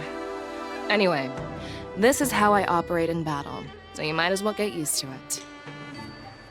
Are you treating General Jing Yuan as your enemy? The longest-serving general of the Xianzhou Luofu.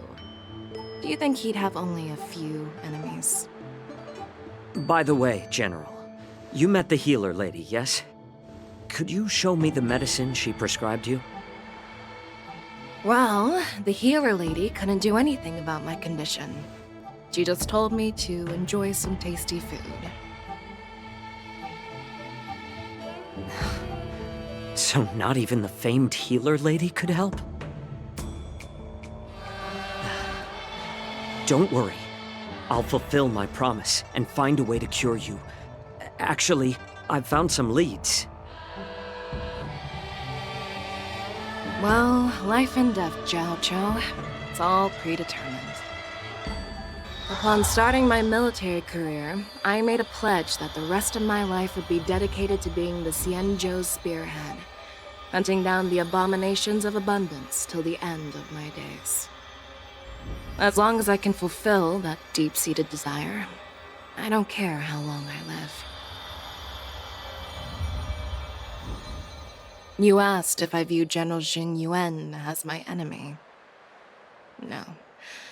My real enemy has always been myself.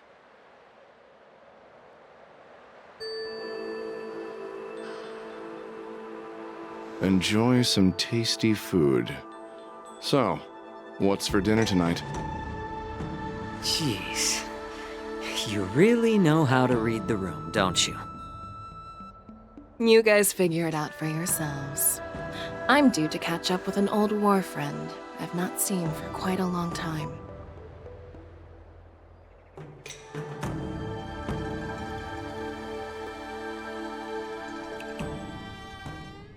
Hey! Was that the Yaoqing general who just dropped in out of nowhere? Oh, she's so awesome! I mean, when Yun Li swung that massive sword, she just casually blocked her attack with ease. Mine too. Yeah. But to go up against Yun Li is quite impressive, you know? That aura of heroism and grace. It almost makes me want to learn Xianzhou swordplay. You think so too, right?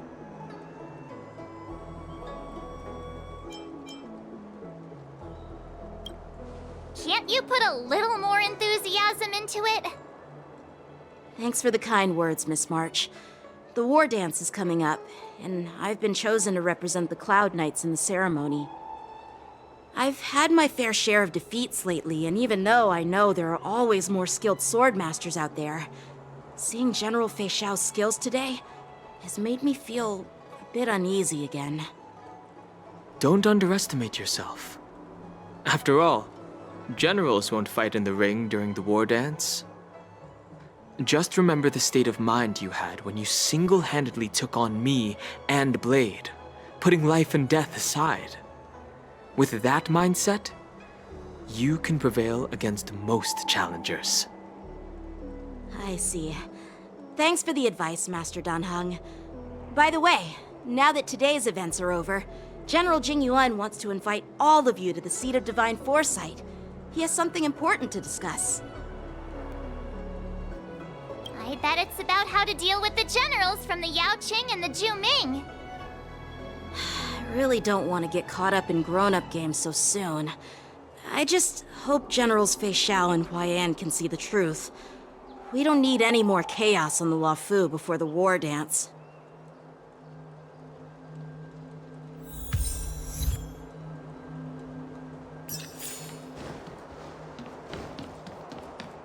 Need your extractor cleaned or your star skiff serviced? I don't believe cultured people love visiting here.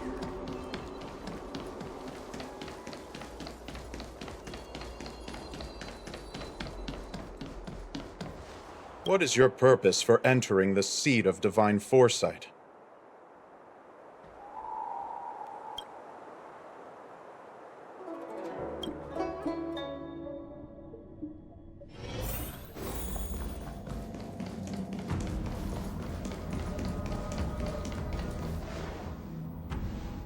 Earlier at the Palace of Astral, I introduced these guests from the Astral Express to you, Elder Huaiyan.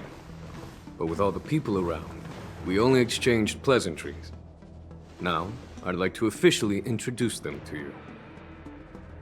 These three braved great dangers, accompanying me to perilous places, defeating the chief culprit Vantilia, and uncovering the conspiracies of the disciples of Sanctus Medicus. If you wish to know more, please, feel free to ask us. Well, I skimmed through the reports about the Arbor's rebirth from the Master Diviner Hu Xuan. She's been summoned to the Yu Chui for questioning. There are a lot of doubts within the Alliance about this whole situation. But despite all that, I believe in you. Since you joined the ranks, you have repeatedly achieved remarkable feats. After the High Cloud Quintet each went their separate ways, despite the many criticisms within the Alliance, the Marshal still stood firm against the dissenting voices and entrusted the Luofu to you. Over the years, you've served the Alliance with loyalty and wisdom. You've taken down abominations in Thalassa, rescued the Xianzhou Yu Chui from a siege, and destroyed the demonic planet summoned by the denizens of abundance. I still remember those battles vividly. There are fools who doubt your loyalty. They're happy to see the divine foresight fail because it gives them some kind of sick satisfaction. They haven't achieved anything of their own, so they feed off the failures of others. But I've seen enough failures in my time, and I want to believe that your loyalty has never wavered. So, General Fei Xiao of the Yao Qing is the only one investigating the Ambrosial Arbor crisis on behalf of the Alliance? No. I am too. This old man's words always catch me off guard. The Marshal ordered me to come to the Xianzhou Luofu, but the document only says, attend the war dance and listen to Fei Xiao's questioning.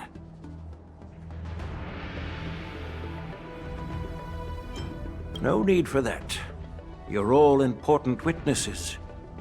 The Marshal is well aware of Jing Yuan's purpose in holding the ceremony, and understands the situation he is facing. She mentioned it because she believes both issues are important. Thanks for your kindness and sincerity, Elder Huaiyan.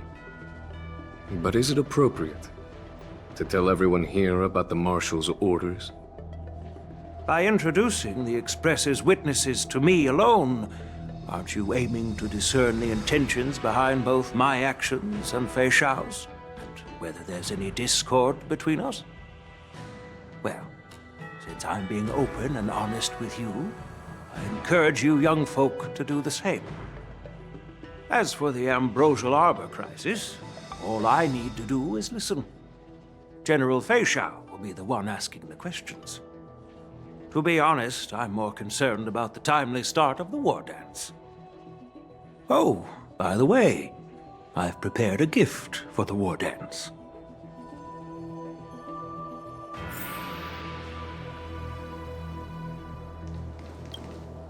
Yes, it's this case right here.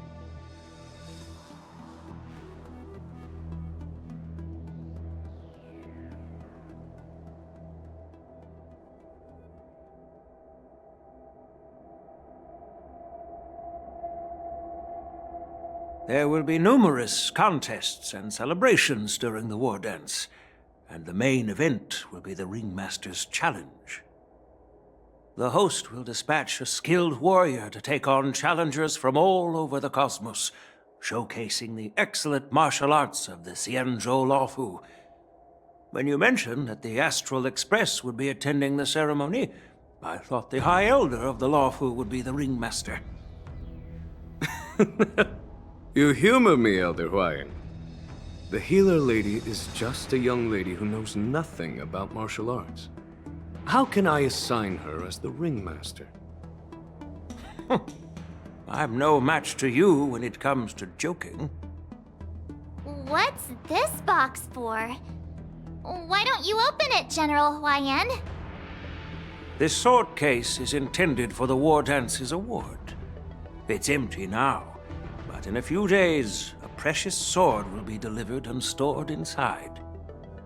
I don't mean to boast about our skills, but this sword represents the pinnacle of the Zhuming's craftsmanship. It has a legendary history, full of heroic tales from foreign lands, tales that are too detailed to be summarized in just a few words. Since the delegation delivering the sword hasn't arrived yet, I'll just leave the case here for now.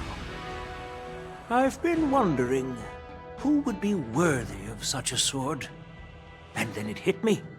I can award it to the champion of the Ringmaster's Challenge.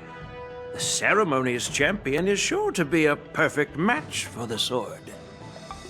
Moreover, I hear that Yanqing is an excellent swordmaster, and that he will be representing the Luofu as the Ringmaster. So it seems like a perfect gift for him. Thank you for your generosity, Elder Huayan. If you want to give me a sword, just say the word, Grandpa. No need to beat around the bush.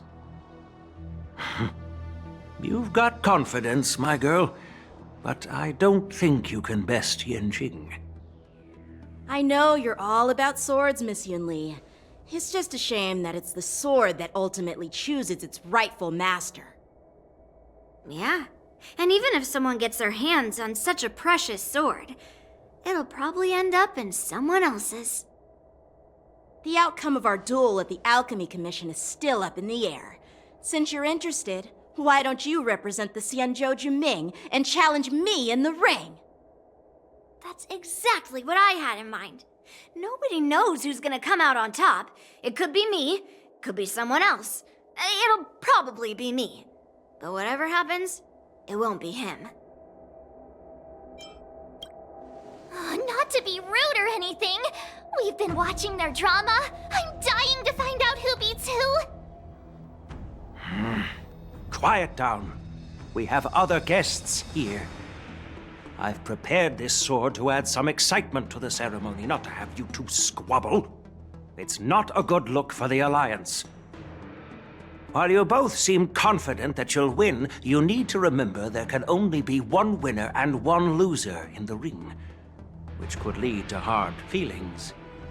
Actually, I have an idea. We don't know who the winner will be, and it might not be either of you. But if you're eyeing that prize, you'll need to work together. I want you to take on an apprentice who will take part in the war dance and win at least one match. How does that make sense? In my humble opinion, while a Cloud Knight is commendable by securing victories, it's even more so to pass on your skills and spread the way of swordplay. I'd be greatly pleased if this apprentice could represent the Express in the war dance by displaying their Cloud Knight flair and prowess. Well, Elder Huayan's idea is quite interesting. Imparting swordplay skills requires teamwork, and both the winner and the loser will learn a valuable lesson regardless of the outcome. The question is, whom should the two of them take as an apprentice? Huh? Who? Wait, me? I noticed just now that Miss March seemed quite interested in the outcome of your sword fight. So I thought, why not teach her the art of swordplay? Wait, are you serious, General? Why am I being dragged into this all of a sudden? I've never practiced swordplay before. I'm a total newbie. You really think I can learn it? Well, you'll probably realize I have no hope and give up on me. And that'd be so embarrassing.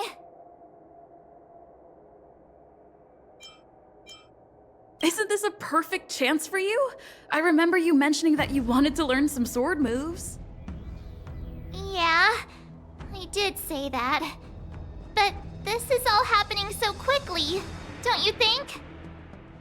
Miss March is like a piece of jade in the rough, just waiting to be shaped.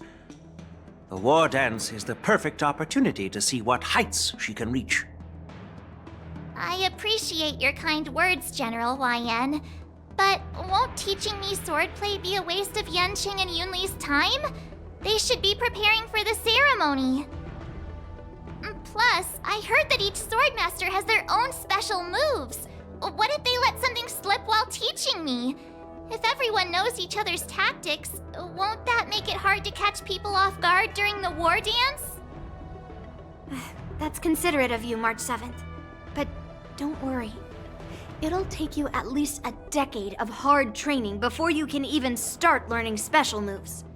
No need to freak out. A few Juming swordplay tricks will mean you'll be more than equipped. Really? Looks like March's curiosity has been piqued. The whole point is to know each other's moves. Defeating your opponent in just one move? How boring would that be? Plus, what really decides a swordsman's fate isn't some special move. It's the solid fundamentals. So Miss Yunli has already agreed. What do you say, Yanqing? General, I haven't graduated yet. How can I be qualified to teach swordplay to others? So you're admitting your defeat, huh? If you're not even confident to teach, why don't you let me be the ringmaster instead? Yanqing, teaching an apprentice is also a way of honing your own skills and gaining insights. You've been an apprentice for years. It's about time you looked at swordplay from another perspective. I see, General. Then count me in. Now that Yanqing has agreed too, it all comes down to Miss March giving her nod. It's up to you to make the final decision, March.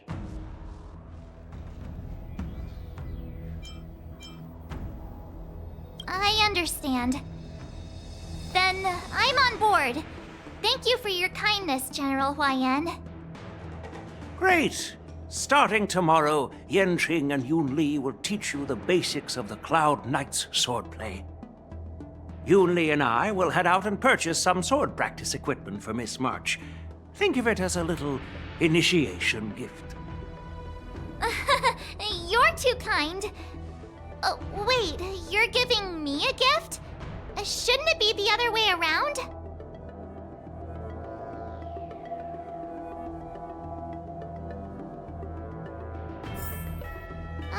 General Huayan's gone. Wait, why does something feel off about what we talked about? I think we strayed off topic. How did things even get to this point?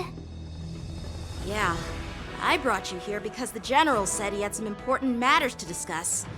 But how in the world did Yoon Lee and I suddenly become Miss March's swordplay mentors? Because General Huaiyan wants us to stick around on the Luofu for some time.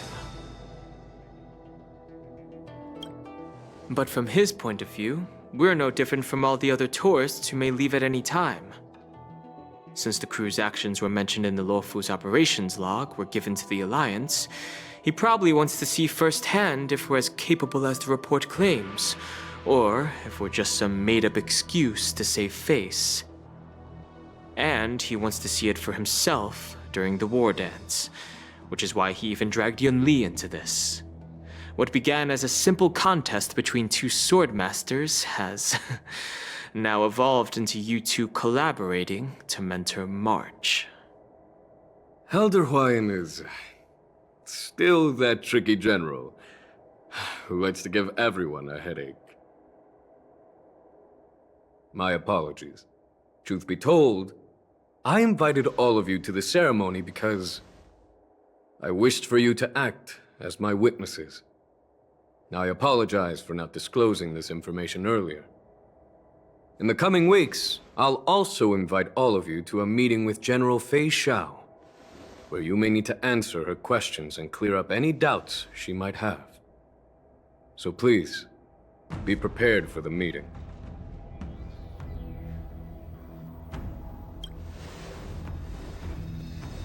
Don't worry, General. No matter what happens, I'm prepared to stay here as the Express's witness and answer any questions. Thank you, everyone. General, I know there isn't much I can do to share your burden, but... As the Luofu Ringmaster, I won't let anyone defeat me in the war dance. I know.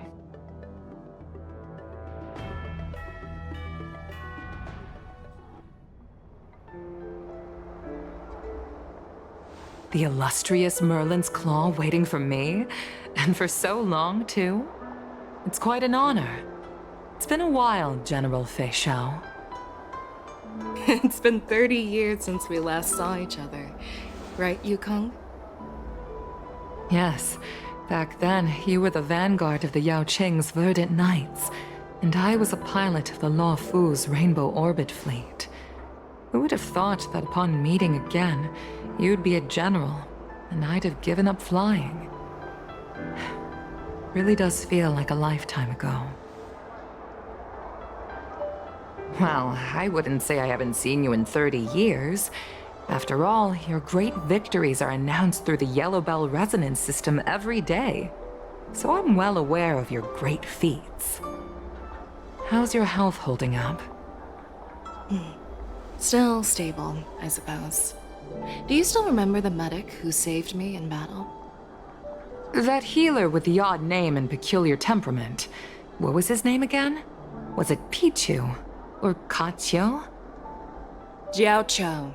He's been my retainer and personal healer, delegated by the Alchemy Commission from the Xianzhou Yao Qing. Over the years, he's dedicated himself to managing my condition. It's thanks to him that I'm still in good health today. Given my background, I'm happy to have made it this far. I'm relieved to know that you're safe and sound. Well then, since you and Elder Huaiyan are here, I imagine you must have received orders from the Marshal? As your friend, may I ask how the Alliance intends to punish the General of the Luofu? The Arbor's rebirth has frightened the elders who lurk behind the scenes. They fear the resurgence of abominations, much like what happened 30 years ago. Although the report from the Luofu explained all the details, we don't know if the Ruin Legion really invaded, or how exactly the Stellaron hunters and the Astral Express became involved. This puzzle has many missing pieces. As you know, the fugitive Jing Liu, who mysteriously disappeared many years ago, has resurfaced. This time, she has brought along an outworlder and a coffin, claiming to offer the Marshal a method to fight against the Eons. The Luofu Preceptor has also leveled accusations against Jing Yuan for neglecting the Alliance's principles. She asserts that Jing Yuan enabled the exiled Imbibitor Lunae to re-enter the Luofu, thereby unlocking the lunarescent depths within Scale Gorge Waterscape, which in turn disrupted the Vidyadhara's dutiful watch over the Ambrosial Arbor.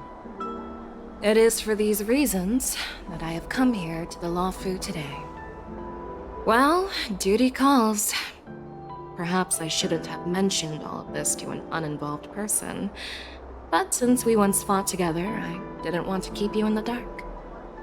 Perhaps pretending you didn't hear any of this would be for the best. I understand. I'm sorry. I was out of line. I know I shouldn't be defending General Jing Yuan right now, but... well, you know how I am. The Luofu has enjoyed centuries of stability since the end of the sedition of Imbibitor Lunae, much of which can be attributed to General Jing Yuan's masterful strategizing. Unfortunately, for long-life species, enduring through the ages always culminates in a failure that undoes all previous achievements, a moment that our adversaries relish. That's true. And that's why I'm also here for another purpose. To visit Hule. Hule? You mean that Hule? The Borisin warhead? The same Hule who has been imprisoned in the Shackling prison for over 7 centuries? The nemesis of the Foxians who will never be forgiven and shall be imprisoned until the end of the cosmos. I can't quite remember the exact wording, but yes, the very same Hule. Usually, only emissaries from the Xianzhou Yaoqing Skyfaring Commission visit him once every century. Why do you have to visit him now, of all times? The Foxians and the Alliance made a pact to combat the abominations, aiming to achieve justice and free their kin. That werewolf monster is to be forever imprisoned in the dark recesses of the Shackling prison, facing unending retribution. Given the situation on the Luofu, those on the Yaoqing are concerned about Hule's imprisonment. I'm afraid that the routine visit every century is no longer sufficient to ease their concerns. That's why I was sent here, to reassure them. It's all bad news. Well, not everything. There might be a silver lining. Oh, by the way, I found some clues about the thing you asked for. Tell me more. The Verdant Knights followed the route you mentioned and discovered the wreckage of the Whistling Flame ship. Unfortunately, there were no survivors and no cargo. However, someone had already been on the scene before we arrived. Our people? Or someone from the IPC? No, neither.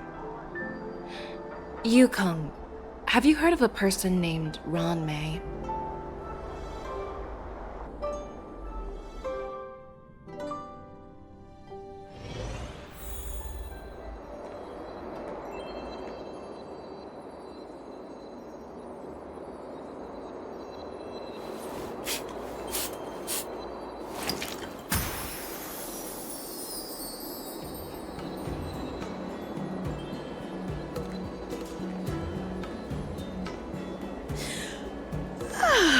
I'm still feeling sleepy.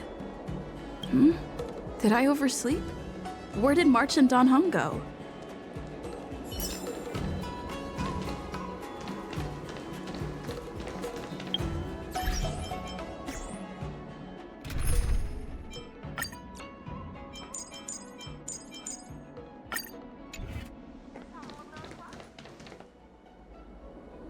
There you are.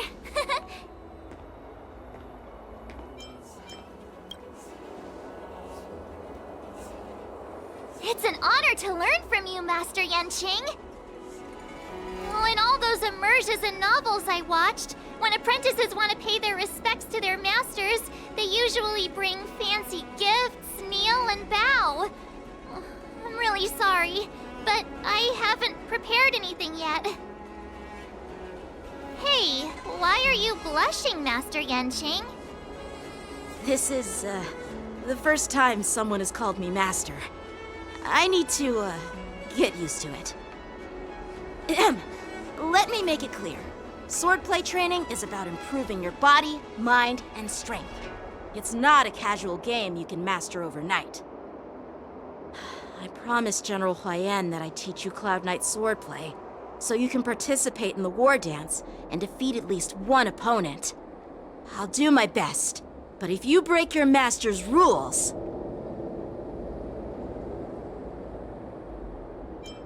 Fine. A promise is a promise. Since I promised to study hard, I'll do my best starting today. Great! That's the spirit. March is in your hands now, Yanqing. Don't be too easy on her. Dan Heng, do you even have a heart? Did you lose it somewhere? By the way, where's Yun Li? I've found a quiet spot in the back garden of the Palace of Astrum for our first lesson together.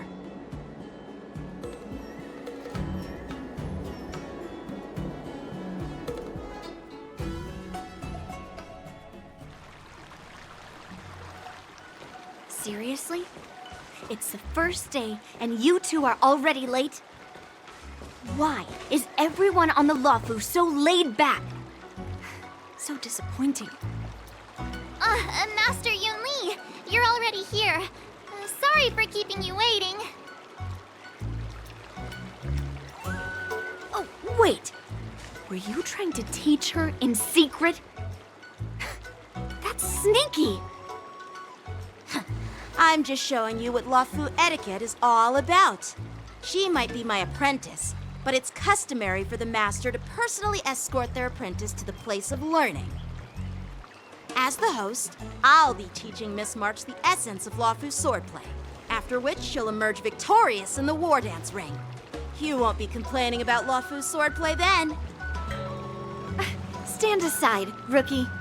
Let me show you how we Zhu-Ming swordmasters treat their apprentices. Quickly, over here, Miss March. This is a reverse mentorship gift from me to you. I hope you put it to good use. What's this? Xianzhou clothing? It's so beautiful! Sword practice requires precise movements. This outfit is tailored to fit perfectly and allows for smooth movements. I even added some small accessories. I put a lot of thought into it. You're awesome, Master Yun Li! See? See? How can you compete with me? I'll teach March 7th the essence of Zhu-Ming swordplay so she can win the contest with my sword skills. Actually, I've prepared something too. Huh? You have a gift for me too, Master Yanqing? Since you want to learn swordplay, Miss March, you'll need suitable weapons. So, I went out of my way to prepare a pair of swords overnight. Unfortunately, I didn't have time to ask the craftsman to customize the swords for you, but I did my best to choose ones that look nice and are suitable for a beginner. I hope you like them, Miss March. Thank you, Master Yanqing! Bet you didn't see that one coming, did you, Yun Li? The real competition is just getting started. I'm so lucky to have two great masters. But why does it feel like things are getting a bit weird?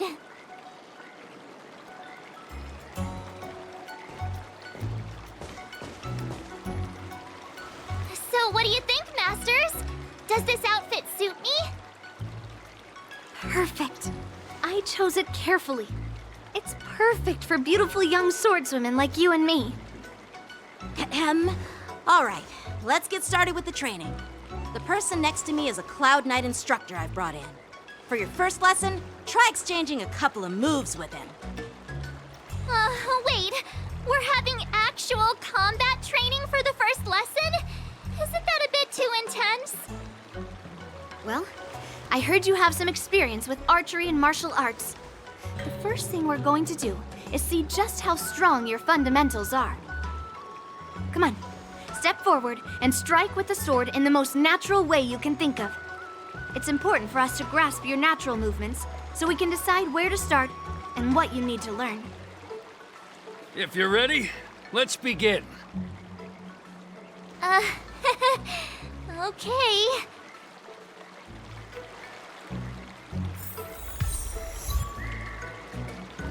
Well, I heard you have some experience with archery and martial arts. The first thing we're going to do is see just how strong your fundamentals are. Come on, step forward and strike with the sword in the most natural way you can think of. It's important for us to grasp your natural movements so we can decide where to start and what you need to learn.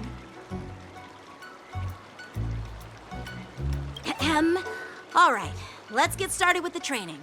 The person next to me is a Cloud Knight instructor I've brought in. For your first lesson, try exchanging a couple of moves with him. Are you ready? Yeah, I'm ready. But please go easy on me. Then I apologize in advance, Miss March.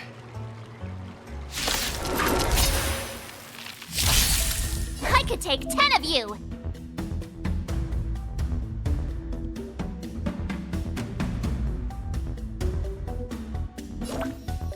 Please have some tea. Pay close attention, Miss March. Lawfu swordplay is all about being swift and agile in your movements. Right on time. Yes, you! Ignore him. Strength is everything.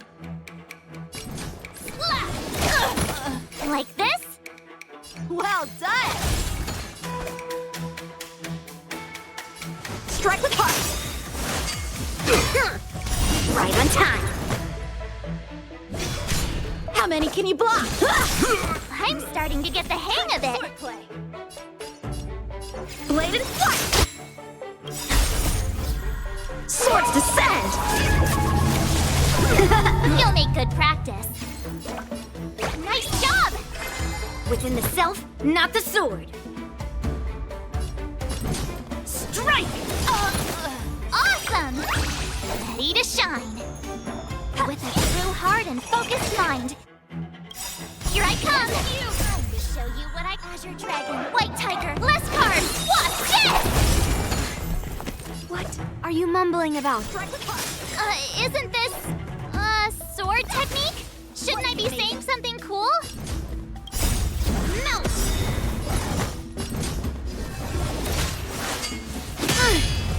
Leave through clouds! Right on time.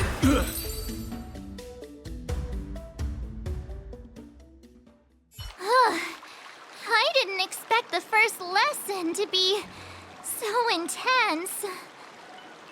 Miss March has quick hands and a flexible body. She's a perfect fit for practicing Lawfu swordplay. However, she lacks strength, and her strikes were a bit unfocused. But don't worry, that's totally normal for beginners. Once she starts practicing Juming swordplay, she'll make heaps of progress. Given the situation, I believe Miss March should start by working on... her strength.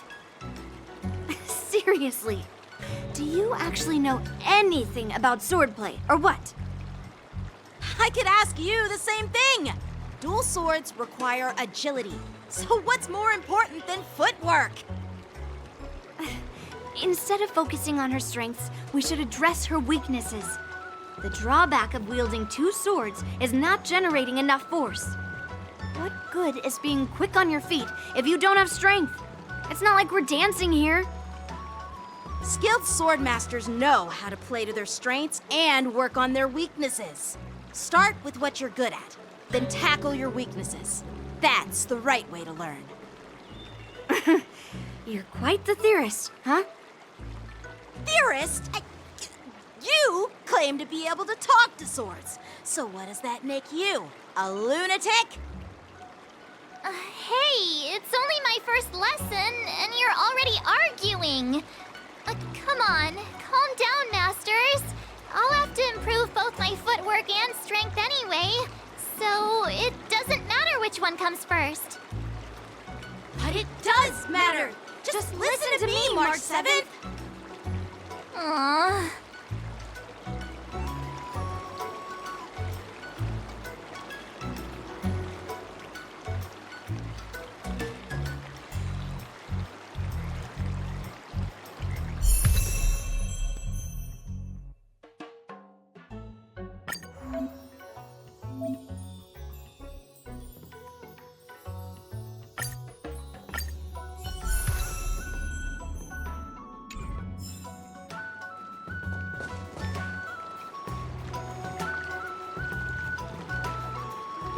Dear Himeko, Mr. Yang, and Pom Pom, we're all good here on the Xianzhou Luofu, so no need to worry. By the way, how's your trip going? As for me, I've somehow become the apprentice to 2 Cloud Knight sword masters, and I've been honing my sword skills with their guidance. One of them is Yanqing, the boy we've all met before. The other is Yun Li, the granddaughter of General Hua Yan from the Xianzhou Juming. Both masters are super strict, giving me a real taste of how hard sword training can be. I tried to drag her into this, but she refused. Then I tried to rope Dan Heng in, but Master Yanqing wouldn't have it. Still, I didn't let the difficulty get to me. In just a few weeks, my sword skills have improved a lot.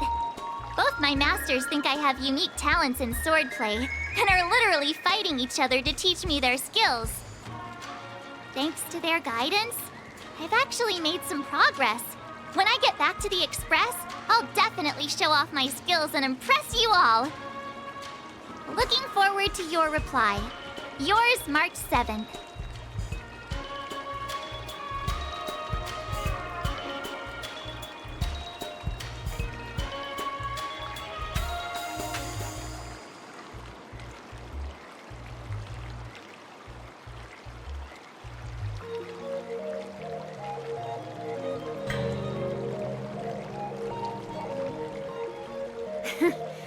Well done!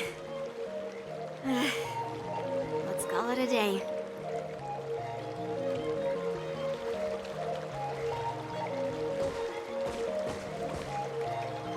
Miss March's sword skills are really coming along. She'll hold her own just fine in the war dance.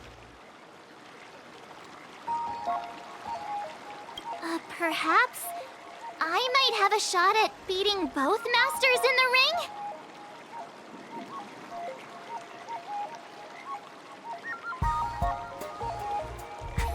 Get real. You've only been practicing for a short while. How could that possibly happen? With your talent, Miss March, if you dedicate a few more decades to training, you might eventually be able to defeat Yun Li. Decades? But I'll be an old lady by then. No. Can you believe it? March 7th has actually become a pretty decent swordmaster in such a short time. Now I understand why Grandpa always had a grin on his face while training me. Are you sure he wasn't laughing at you? Oh, shut up! It's all thanks to your amazing guidance, Masters. Miss March, you're really getting the hang of wielding dual swords. If you're keen on advancing, trying out different Xianzhou blades could improve your touch. Let me see. Which sword is the most powerful? Single sword? Great sword? Or maybe a flying sword? There's no such thing as the most powerful sword. It's all about the skill of the sword master. Yanqing wields several flying swords, while I only wield one. But remember how I kicked his butt at the Alchemy Commission? First, you didn't kick my butt. Second, you'll never kick my butt. Third, how about we settle this right now and see who kicks whose butt? Yeah, I'm up for that. And if I kick your butt, you'll drop out of the war dance. Deal? Why are you two arguing again? I thought things had been improving between you lately. There was talk that the leading disciples of the Luofu and Juming generals were supposed to face off in the war dance, but for some reason, they suddenly teamed up to train an apprentice of their own. Turns out, the rumors are true.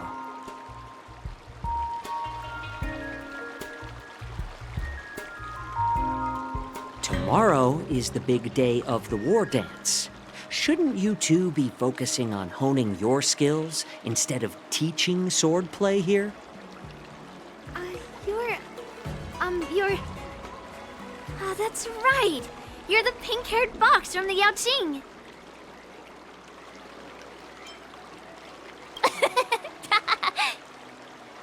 What are you laughing at? You've got pink hair too. I'm Jiaoqiu, the healer working for the general of the Zhenzhou Yaoqing. Ah, got it. So, you're the participant attending the war dance on behalf of the Yaoqing, and you were trying to sneak a peek at our training? Sorry for the misunderstanding. I don't know anything about martial arts. I'm just here on the general's orders to take care of some official business. I didn't mean to interrupt your training. I'll be on my way. If you know nothing about martial arts, why were you smirking earlier? Well, my curiosity got the better of me, I suppose. When I heard Miss March's pondering about what to learn, I couldn't help but wander over. From my professional experience, cleavers, slicers, chopping knives, and carving knives are all just tools. Kind of like frying, sautéing, boiling, and deep frying in cooking. They're just ways for people to show off their skills. How you use them really depends on the ingredients you're working with. It's like your sword teaching methods.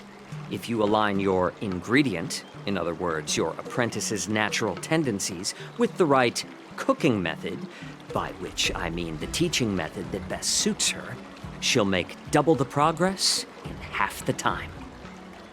For example, golden eggplant tastes best when fried, cloud peppers when stir-fried, and yellow boulder beef when simmered.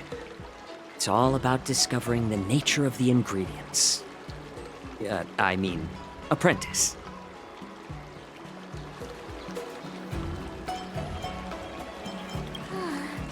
All this talk about food is making me hungry. Aren't you a healer? Why are you talking about food? Well, it's just a metaphor. The medicinal school I follow on the Zhenzhou Yaoqing is called the Ranja School, that specializes in food therapy. So it's only natural that I know a thing or two about cooking. So, you're the general's cook? I'm a healer. But anyway, a cook who isn't interested in health doesn't make for a good advisor. Fine. Call me a cook if you want. Seeing the way you're looking at me, it's obvious you think I'm just some feeble academic who likes to blabber on about martial arts. But, in reality, I know a thing or two about killing. After all, the art of healing inherently encompasses both life and death. Why is this guy suddenly getting all serious with kids? Do you recognize this bottle of medicine in my hand? No. This is called tumble dust. An extract from an exotic flower named Yabra. Ugh, is it poison? Well, it depends on how it's used. With just one drop, it's able to numb a patient's body during surgery, making them painless throughout the entire process. However, increase the dose or the potency, and it'll slow the metabolism, making the blood thin and resulting in the loss of all senses. Even long-life species cannot escape its effects. This thing can save lives or take them. It's more powerful than the swords in your hands. That may be so, but still, I prefer settling things with a sword than, you know. Huh. Looks like I did get you all wrong. You're not a feeble scholar, but a sinister and despicable one.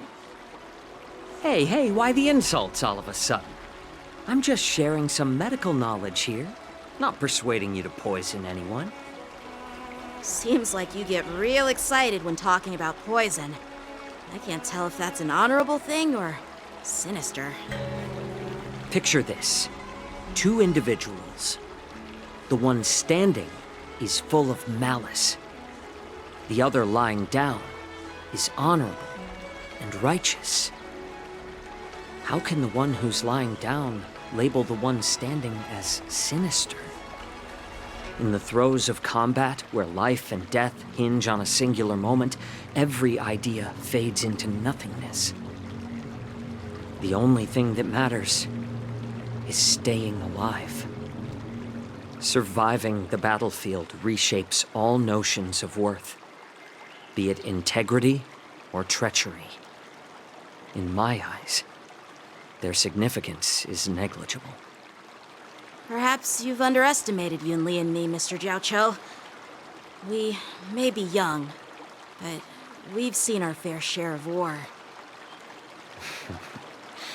Well, then you should know that the war dance is nothing more than a contest. So why are you so focused on it? When I was appointed as the ringmaster for the war dance, I asked the general, we Cloud Knights are supposed to charge into the fray and slay enemies. Why do we have to swing swords in a ring just to please an audience? And this is how the general replied. To unsheath your sword in a ring is no different than on the battlefield, as your sword reveals the might of all Cloud Knights. The war dance is the perfect chance to showcase martial virtue and forge alliances from all over the cosmos. When we unsheath the sword without drawing blood, we not only display our might, but also the martial virtue of the Cloud Knights. That's quite an insightful statement, Yanqing. Well, my apologies for being so short-sighted. I've been on the Luofu for quite some time, but I haven't had the chance to see the ceremony venue for myself yet. Hearing you speak so highly of it has piqued my curiosity. Would you mind showing me around? You want to see the Sky Splitter ship where the war dance will be held? Let's go! I bet Yun Li and Miss March haven't seen it either, right? Well then, I'll give you all a tour.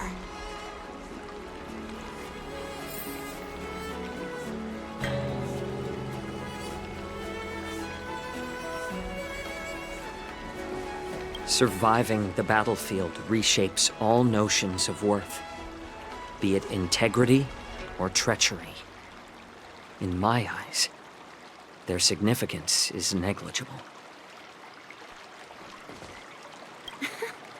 Can you believe it? March 7th has actually become a pretty decent swordmaster in such a short time. Now I understand why Grandpa always had a grin on his face while training me. Let's go. I'll give you a tour of the Sky Splitter.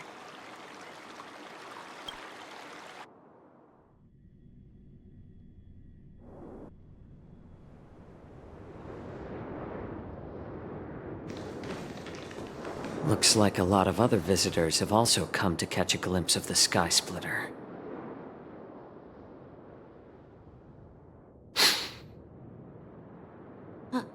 What's up, Mr. Jiaoqiu? No, it's nothing.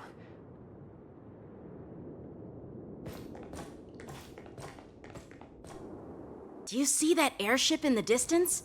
That's the Sky Splitter, the venue for the war dance ceremony. It doesn't look all that impressive from this distance. The Sky Splitter is actually a decommissioned Luofu military vessel. People aren't allowed on board until the war dance officially commences. Tomorrow, when the bell rings and the ceremonial cannons roar, I'll be there representing the Cloud Knights of the Xianzhou Luofu, standing in the ring, ready to take on challengers from all over the cosmos. Since I was a kid, I've been training in swordplay and the art of war under the general. Every day, I'd swing my sword 10,000 times, and then thrust it 10,000 times, repeating the process over and over. I understand that I'm not like other kids. I never envied the toys and freedom they all had. I never found sword practice boring or hard. Even in the thick of battle, facing down savage abominations, I never felt scared. Each day, I could feel myself getting stronger and stronger, and I racked up countless victories. It's the best feeling in the world. But then, I faced a really tough opponent, and just one slash shattered my confidence into 1,000 pieces. That's when I felt true fear for the first time. Maybe that's what Mr. Jiaoqiu meant by life and death hinge on a singular moment. Every idea fades into nothingness. After that, I had to pick up the pieces and try to put myself back together. But no matter how hard I tried, I couldn't seem to find my old happy self again. I often ask myself, why do I wield my sword? If defeat is inevitable, why do I continue to fight? Is it to reclaim the joy of victory? To meet the general's expectations? Or to secure my honor among the Cloud Knights? While the general could teach me the art of swordplay, he couldn't teach me why I should keep on going. He said the reason must come from within myself. I've been struggling to find that reason. But after talking with you, Mr. Jiaoqiu, I think I already have that reason in mind. As a member of the Cloud Knights and the General's apprentice, I've had a weight on my shoulders. And I know there's still more to shoulder. But when I wield my sword, it feels like I'm letting go of everything. I love the feeling of giving it my all, facing any obstacle in front of me, pressing forward. That's why I wield my sword. Oh, Yanqing. So young, yet so grown up. By the way, how old are you exactly? Age doesn't really matter. All swordmasters will understand how I feel. I get it. Looks like all the kids on the Luofu live tough lives. So, how about you, Miss Yunli? It's not polite to ask a girl her age, no matter which Xianzhou ship you're on. I'm not asking your age. I'm asking if you have a dream like Yanqing has. You don't talk like a cook. You sound more like a TV host or something. Need I repeat myself again? I'm a healer. Well, I don't have a dream like Yanqing does. The only reason I'm participating in the Ringmaster's Challenge is because I made a promise to my grandfather that I'd win the precious sword he's contributed to the war dance. Sounds like that mind of yours is just filled with swords. I bet you've got nothing better on your mind. My father was a craftsman on the Xianzhou Juming. Because of his foolishness, many innocent people fell victim to the cursed swords he forged. Since I was a kid, it's been clear to me that not everyone deserves to have a weapon in their hands. Giving them a sword is no different than being cruel to the innocent. So, whenever I come across someone unworthy of a sword, I can't help but want to take it away from them. Given that Yanqing is the war dance ringmaster, I'm stepping up to challenge him. To ensure the precious sword doesn't fall into the hands of an unworthy master. Hey, what do you mean by an unworthy master? I see. It's not easy for kids on the Juming either. Well, it's better to have a reason for wielding a sword than to be lost and confused. I've saved countless Cloud Knights in my life, and there are plenty of exceptional warriors, just like the two of you. What happened, Mr. Zhao Chou? Oh, nothing. I was just reminded of some old friends and old tales. Judging from my professional perspective as a healer, both of you possess remarkable vitality. Your energies flow like raging fires and mighty gales. The upcoming fight will definitely be impressive. Well, we've seen the Sky Splitter and toured the Stargazer Navalia. I guess it's time to say goodbye for now. What? You're leaving already? But you haven't asked me about my dreams. I've been working hard too, you know. It's getting late, Miss March. Unlike you lot, I'm a grown-up bound by responsibilities and duties. The tasks entrusted to me by the General won't complete themselves. By the way, Yanqing, is it normal to have so many people wandering around in an automated area like the Stargazer Navalia? Actually, this is a restricted area. But since you're all guests, I made an exception, so you could take a look around.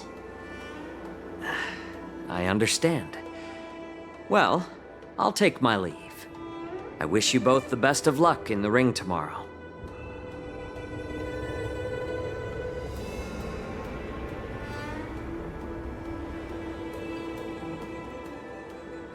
Seriously?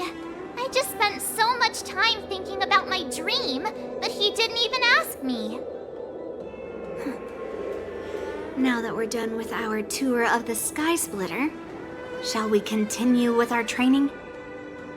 Why don't we take a day off? What? You want to secretly practice swordplay by yourself?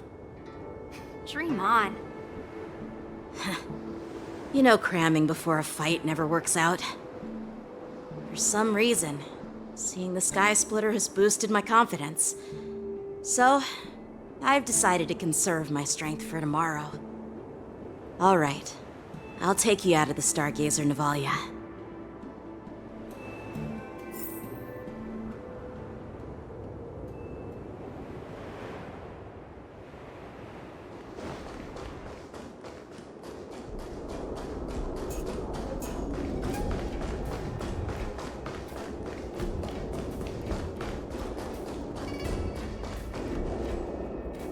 Just shut up, Red Fang! This is not a beast ship. I need some time to take care of things. You willingly donned the skin of a lowly beast to join this mission, dedicating yourself to our glorious cause. And now you're telling me you can't handle it? Do you realize how many ships we need? I'm doing my best, all right? It takes time to figure all this out. When the guns go off tomorrow, all eyes will be on it. That'll be our only chance. Arzash! Who's there?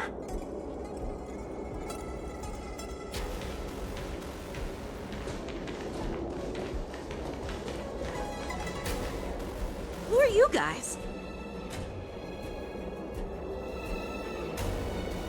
An impromptu inspection. Why are there outsiders loitering in Stargazer Nevalia? And a bunch of kids at that. Hey, kids, didn't your parents ever tell you to stay away from the Stargazer Nevalia? I know it's an automated facility, but it doesn't mean you can just break in and do what you want.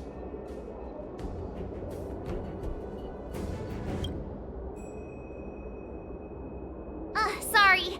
I'll take the little ones away right now. Big sis, let's go. I want to play in Everhunt Plains.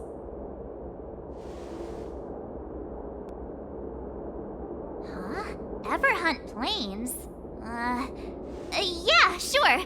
Big sis will take you there.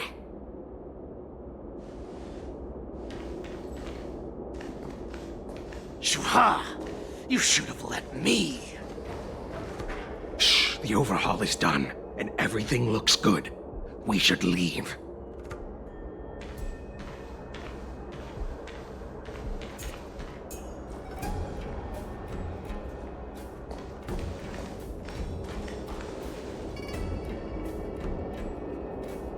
Could you repeat what you just said, Yenqing? What did I say? Big sis, let's go. I want to play in Everhunt Plains. Come on. Can't you read the room? Something is definitely off about the 3 people we just met. Yeah, anyone could see that. I just wanted to hear you say it again. That pink-haired box tried to say something. I'm pretty sure he sensed something fishy. Since he's not familiar with this place, he just dropped us a hint. But you didn't seem to be paying attention at all. I knew that from the beginning. They said they were doing an overhaul, but it looked like they had no idea how to operate the Starskiff production line, right?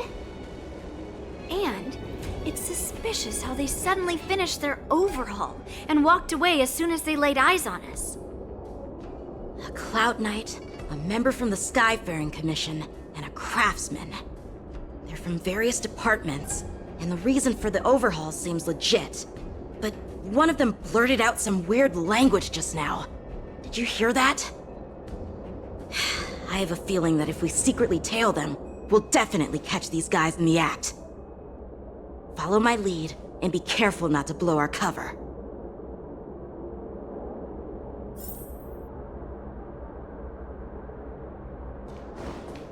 Never mind who they are. Don't get too close, Miss March. They might spot you.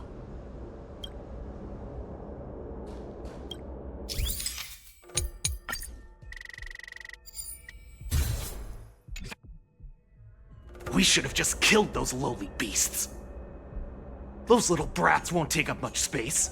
There are boxes all over this place. Just dump them into one and no one will notice. Cut the theatrics, Grulok. Even the slightest slip-up could interfere with Lord Moktok's plans. So where are we heading next? To check the freight skiffs. We've got a lot of preparations to do. Also, don't forget to take those crates with you. Weapons, supplies. We've got to be well prepared. Otherwise, we're screwed. So, are they smugglers? What exactly are they up to? I have no clue, but they seem to be moving those crates. I've got an idea. We can hide inside the crates and follow them.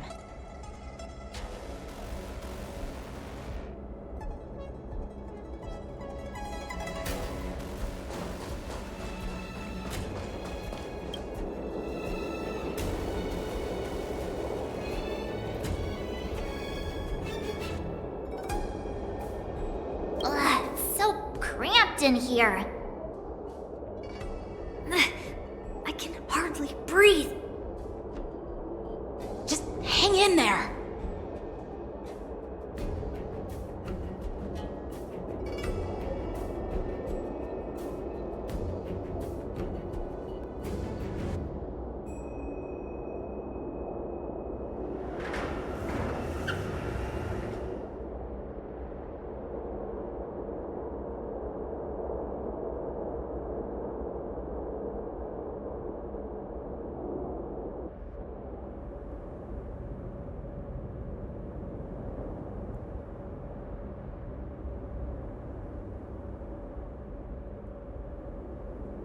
Let's just put the cargo here for now, all right? Then we'll move on to inspect the ships. Lord Moktok said that as soon as we're done, we're to board the freight skiff and leave this place. Don't worry, I've changed the shipping schedule. You two, come with me. Is it just me? I keep smelling that stench of lowly beasts everywhere we go. Don't be so paranoid.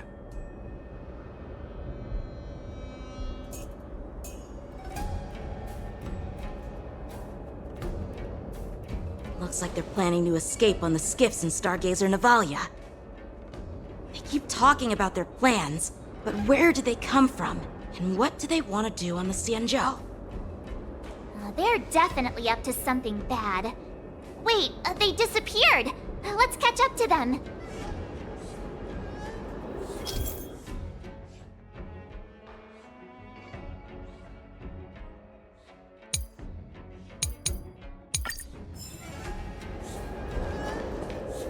Tread softly, breathe quietly, and make sure to keep an eye on them.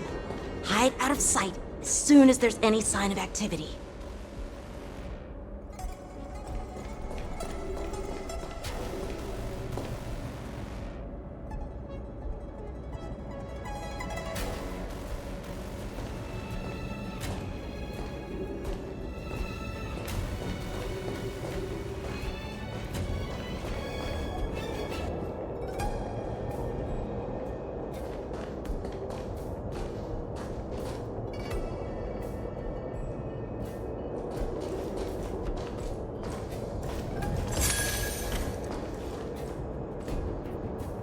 Don't be so paranoid. We're running out of time. Get over here! Shuhard, I'm coming!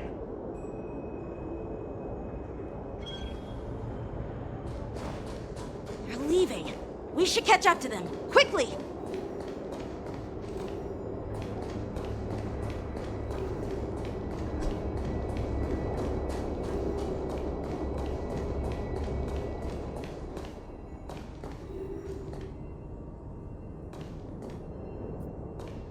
What are they up to? They're all wearing official uniforms, but I'm pretty sure they're not members of the Skyfaring Commission, the Artisanship Commission, or the Cloud Knights. This is way too suspicious. Never mind who they are. Let's just film them. That way, if they do anything bad, we'll have solid evidence against them.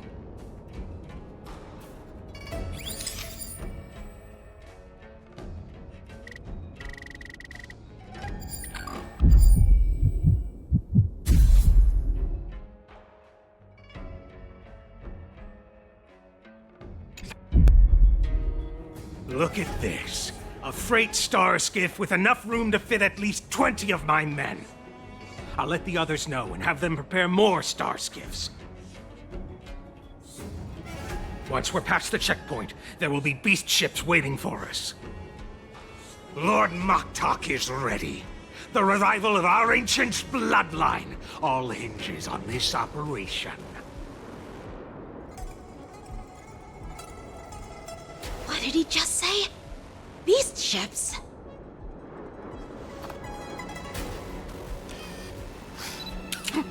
Who's there? It's those brats! I told you to get rid of them, but you didn't listen, you idiot! Wipe them all out!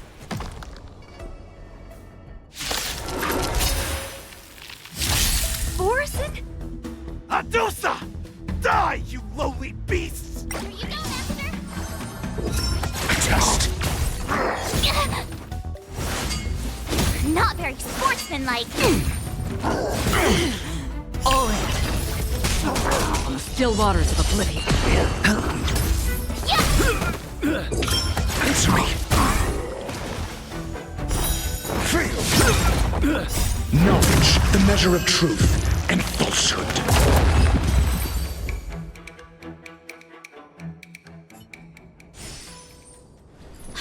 How is this possible? How did these Foxians change their appearances like that? They're not Foxians at all. They revealed their true form. They're Borison, just like the bandits I defeated on the IPC ship. Wait, that means...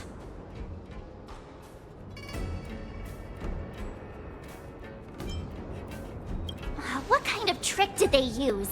When we were tracking them earlier, they looked just like normal Xianzhou Foxians. It's not just a simple disguise of wearing our clothing and shaving their whiskers. They're somehow able to alter their appearance to be indistinguishable from Foxians. They even have official IDs for the Skyfaring Commission, the Artisanship Commission, and even the Cloud Knights?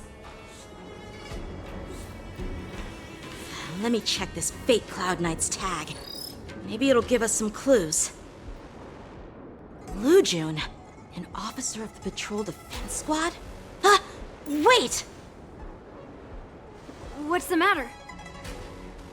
I encountered a patrol officer named Lu Jun before. It was a few weeks ago, when we were transporting the Borison prisoners. If they can forge official identities and move around the Xianzhou without raising suspicion...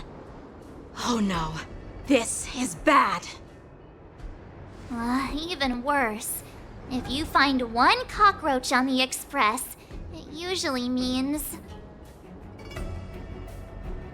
There are more Borison hiding on the Xianzhou. I bet their plan is much bigger than just stealing information. We've got to report this to the Seat of Divine Foresight.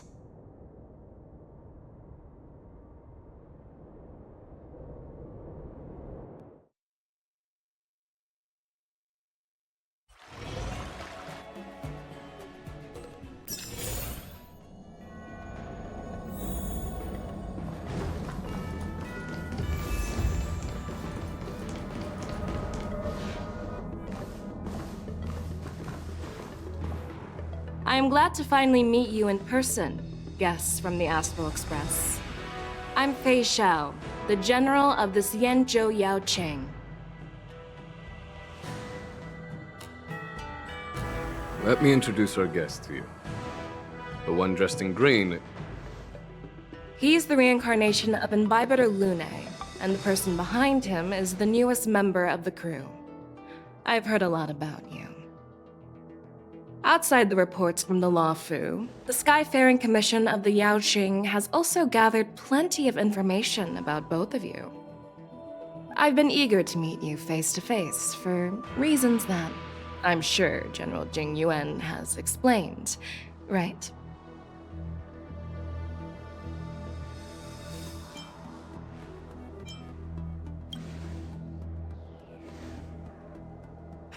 Straight to the point.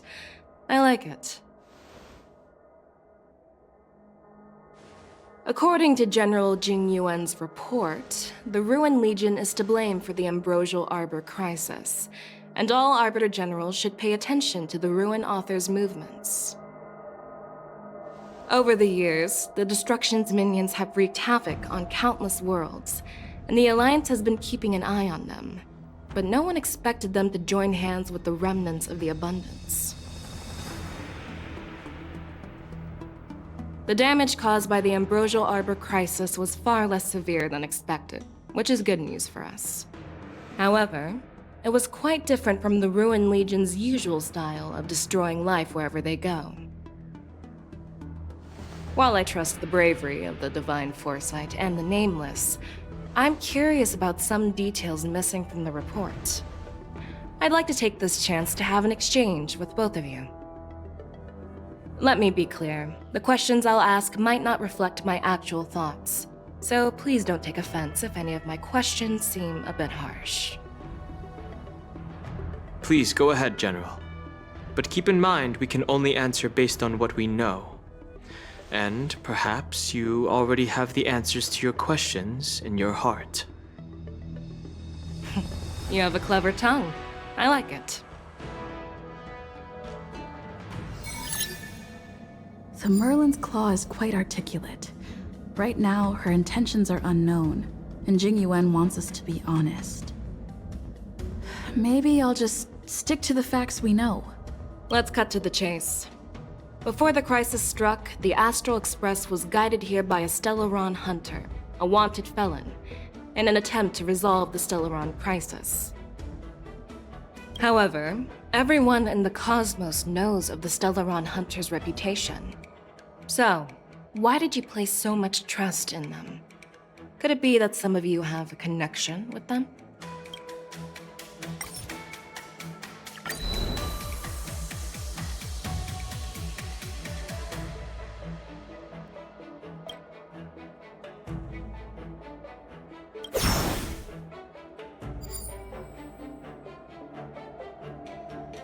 Apart from the Law Fu, there are many other worlds suffering from Stellaron corrosion. For example, Urilo 6, the world that the Express stopped at before reaching the Law Fu, was one of them. To the Express, Stellarons act as roadblocks on the Silver Rail and pose risks to the warping process. And that's why dealing with Stellaron issues is part of the duty of the Nameless. Ah, I've heard about those problems caused by Stellarons. The Express connects various worlds, so it makes sense for you to take care of this. The cosmos is a mess, and the Trailblazers are just doing their best to fix it. I understand. Let's move on to the next question.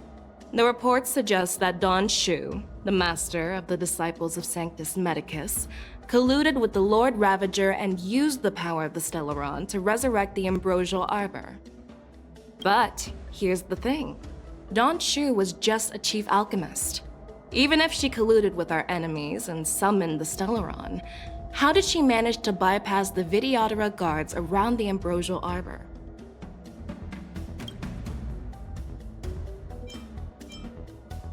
I personally met Don Shu once. Her closest friend was killed during the war on the Fang Hu, and she harbored deep hatred towards the Hunt.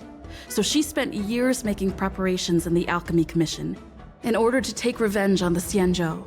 Revenge is also a form of the Hunt.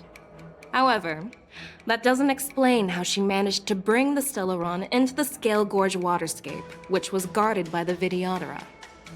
Well, you should ask Don Shu herself for the answer. Unfortunately, Don Shu is dead, and even her corpse has crumbled into ash. That's one less clue we can pursue.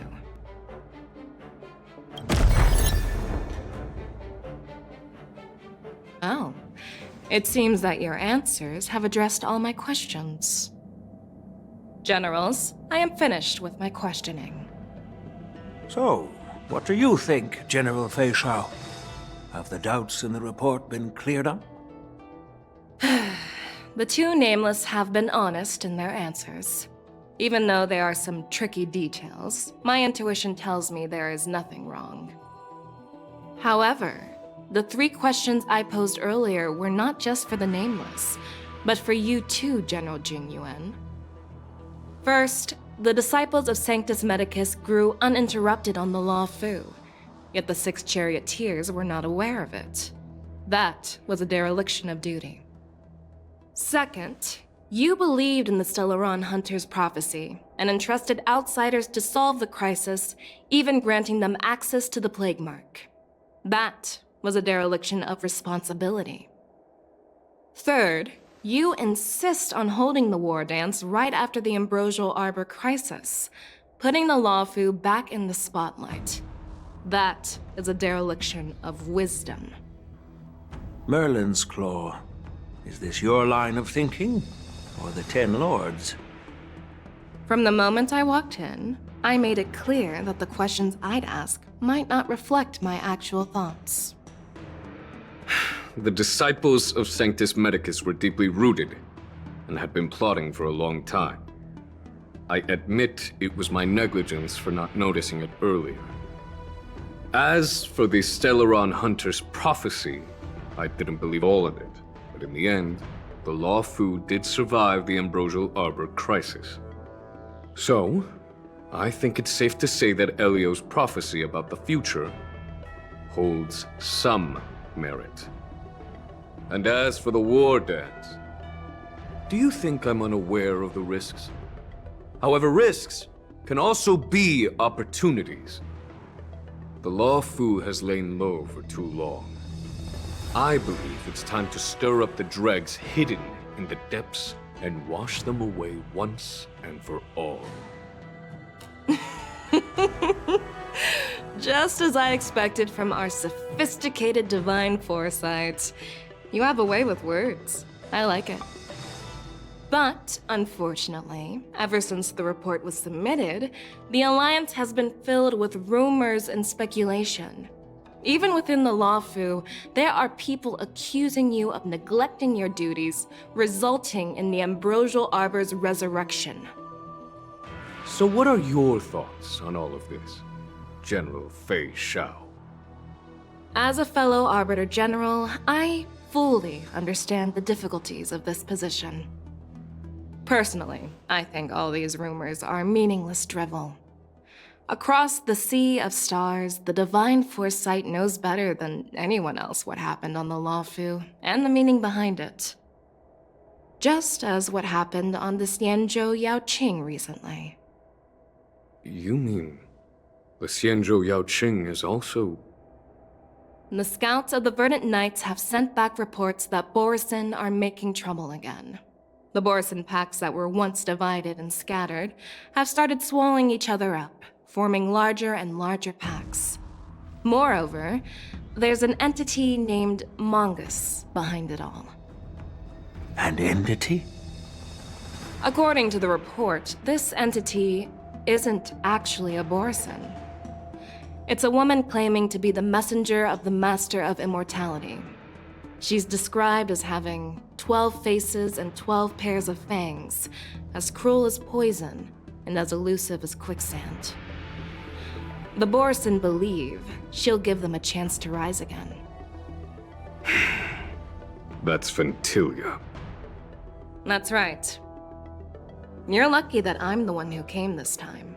If it were the Patina Justice or the Seer Strategist, this conversation might not be so friendly. I've always had faith in my instincts, so I don't doubt your good intentions. But the Alliance has its fair share of questions and doubts about the Lawfu. So, my plan is to come up with an acceptable answer to satisfy the Alliance. What's in this plan, General Fei Shao? General Jing Yuan, you already know what has to be done. But since you don't want to be the bad guy, I'll take care of it for you. You need the final word from the Ten Lords Commission to quell any doubts. And for that, I'll have to ask the two Nameless to visit the Shackling Prison. No, I'm not imprisoning you. While you're there, I'll ask a judge in the Ten Lords Commission's Interrogation Division to record a detailed testimony with the karmic mirror from both of you. We'll fill in the gaps that weren't covered in the report, and silence any protests within the Alliance. I'm okay with that. Worried that I might go back on my word and keep you in the Shackling Prison? Relax. If I wanted to do that, you'd already be behind bars. Once you're done with your testimony, you're free to come and go as you please. Then, as the Merlin's Claw requests... Oh, there's one more thing. This testimony is for silencing the voices of opposition within the Alliance, but I would like to urge General Jing Yuan to listen to the pleas of the Foxians on the Xianzhou Yaoqing. So, you are here for Hule. Exactly. Hule is locked up in the Lawfu's Shackling Prison. Since he is the Broodlord of the Borisin, I want to transfer him onto the Xianzhou Yaoqing and imprison him there. The recent movements of the Borisin suggest they're planning something big, so we must act preemptively. It makes sense to have the Foxians keep an eye on their arch-nemesis. Since you trust my judgment, I'll repay that trust. What do you think about all this, General Huayan? I was worried this would turn into a heated argument, but it seems like both of you are on the same page, solving each other's problems. I couldn't have asked for a better outcome. And as for Hule, I'll send my Lieutenant Zhao Chou and Moza to check on his condition in prison and ready him for transport. If there are no more questions, Shall we get this started?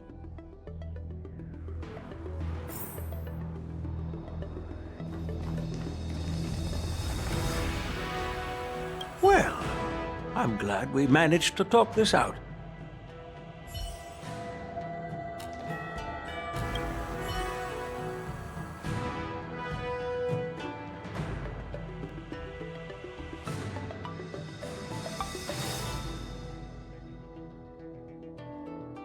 Do you actually believe in the Stellaron Hunter's prophecy? Yes, I do. That's why I'm here. I understand. While words can be deceiving, your gaze, your breathing, and your scent, they reveal more than your words do. I trust my intuition more than any words.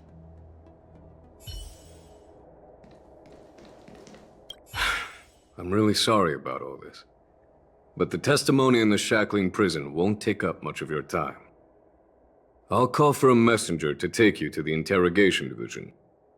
You just need to give your testimony, and then you can head back. So no need to worry. As you wish, General.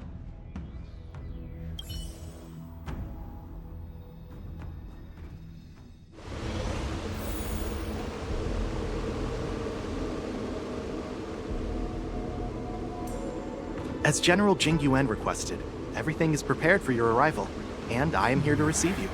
The judges at the interrogation division also know your purpose in coming.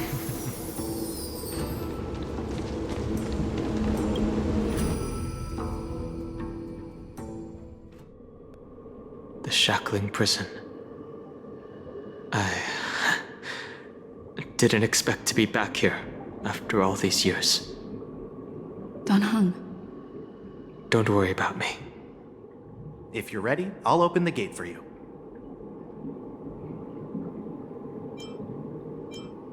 Exactly. Please come on in, dear guests.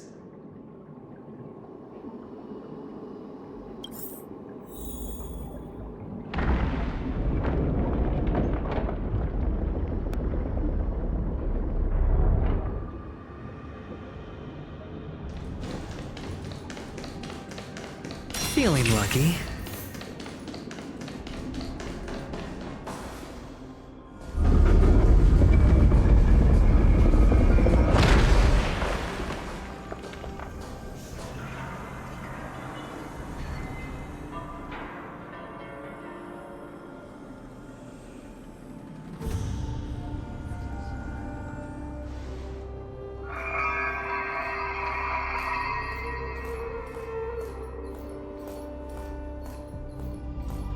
What are you looking at?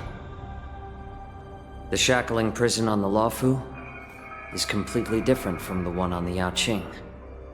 It's completely underwater. Whether it's in the clouds or underwater, breaking free would still be a piece of cake for me. Still thinking about your old jailbreak tricks, huh? Forget it. You're free now. Just don't do anything stupid, or the judges will throw you back in there and lock you up for a few hundred years. You'll see me again in just a few days. Taking Hule back to the Yaoqing means a lot to the Foxians on the ship, and to the General herself. So stay alert.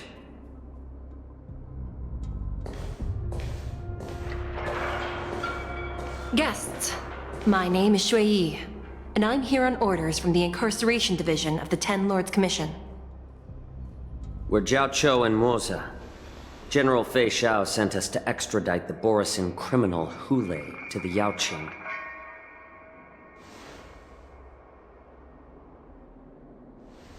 We're here to inspect the conditions of his imprisonment and make preparations for the handover and transportation. I assume you've been briefed, Your Honor. Your visit request has been approved. I'll be your guide for this trip. Prisoner Hule, the warhead and brood lord of the Borisin Abominations of Abundance and the arch-nemesis of the Foxians, is responsible for 2,123 wars of aggression and countless associated crimes. Due to his heinous acts, he has been imprisoned in the depths of the shackling prison and subjected to the punishment of the Forest of Swords until the end of time. He shall never be pardoned. No need to repeat his crimes and sentence, Your Honor. He is the greatest enemy of us Foxians. The stories of his atrocities are used to terrify our children. I'm well aware of every crime he's committed. Let's move on to the next step. When it comes to visiting criminals, there are rules in place to ensure your safety. I know you've heard legends about Hule since you were children, but your knowledge about him is likely very limited. Only the judges of the Ten Lords Commission truly know what kind of abomination is locked up at the bottom of the shackling prison. It has been centuries since Jing Liu, the former sword champion of the Luofu, captured Hule. And during all those years, we never provided him with any food. Yet he somehow managed to stay alive. It defies all the documented physical characteristics of the Borisin. The Forest of Swords, forged by the Punishment Division, is a device of intense torment, used to execute sinful abominations. Most Borisin die within 3 days in the forest, but Hule is different. Every time the blades pierce him, his body instantly heals. Despite the brutal punishment, he somehow manages to survive. The complex rules are there because of his abnormal characteristics. Do you understand now? I apologize for any offense caused. Please continue, Your Honor. I've given you the instructions regarding Hule's visitation. Please make sure you read them carefully.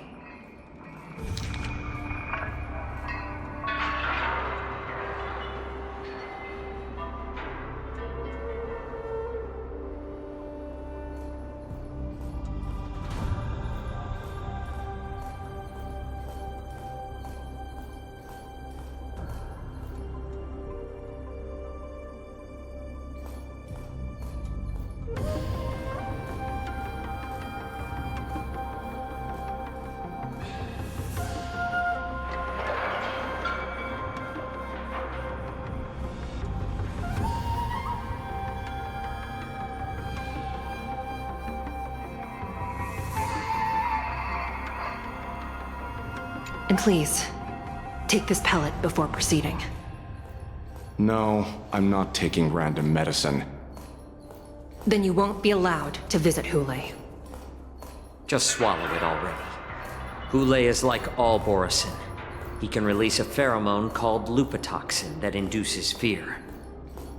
Thousands of years ago, we Foxians were enslaved by the Borisin. Not because we were naturally weaker, but because of their lupatoxin. This pill is for our own mental well-being. I understand. I knew you were a reasonable person. Now that we've taken the medicine, let's proceed.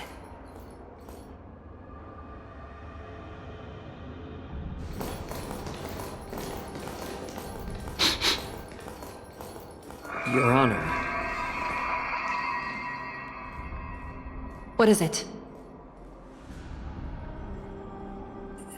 No, never mind. Maybe I'm just imagining things. Let's keep moving.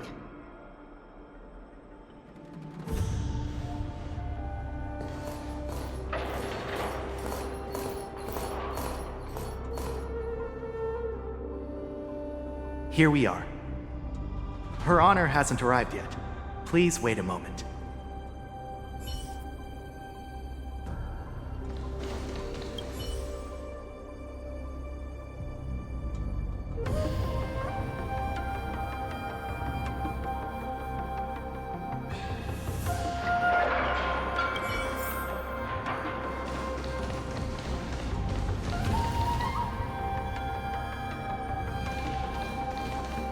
This place... it's still as cold as it used to be. Sorry, I was just reminiscing about some unpleasant memories. Thank you. It's all my fault that you were involved in the Xianzhou's problems.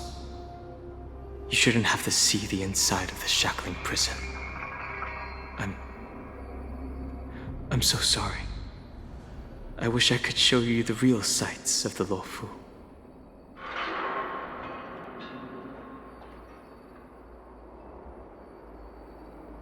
The 6 charioteers might have more power over the rest of this Xianzhou ship. But here, in the shackling prison, is the judges of the 10 Lords Commission who call the shots. The judges will use a complicated interrogation device called the Karmic Mirror. It accurately tracks every physiological change during questioning and records it. Therefore, the judgment made here will be sufficient to convince the other administrators of the Xianzhou. At least they won't attempt to challenge the conclusions. Perhaps that's why Fei Xiao insisted that we come here.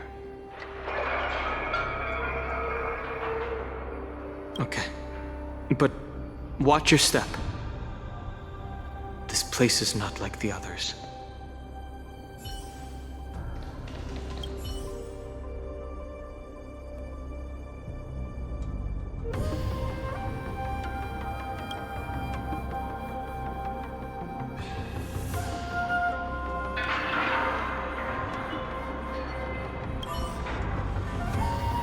Welcome, dear guests from the Express. Judge Hanya of the Interrogation Division. We've met before.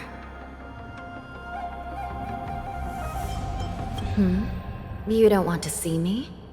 Well, in that case, I can call in the judge who's an expert in acupuncture, or the one who's handy with axes and saws, or the one who knows all about whips and ropes. We've got plenty of options here, and we'll find one that suits your taste. Just kidding. We judges work in shifts, and it just happens to be my shift. Maybe we're destined to cross paths. Please allow me to express my gratitude to you again for subduing the demons in the Fixtral Garden. Looks like while March 7th and I were clueless, you already made many friends on the Xianzhou Luofu.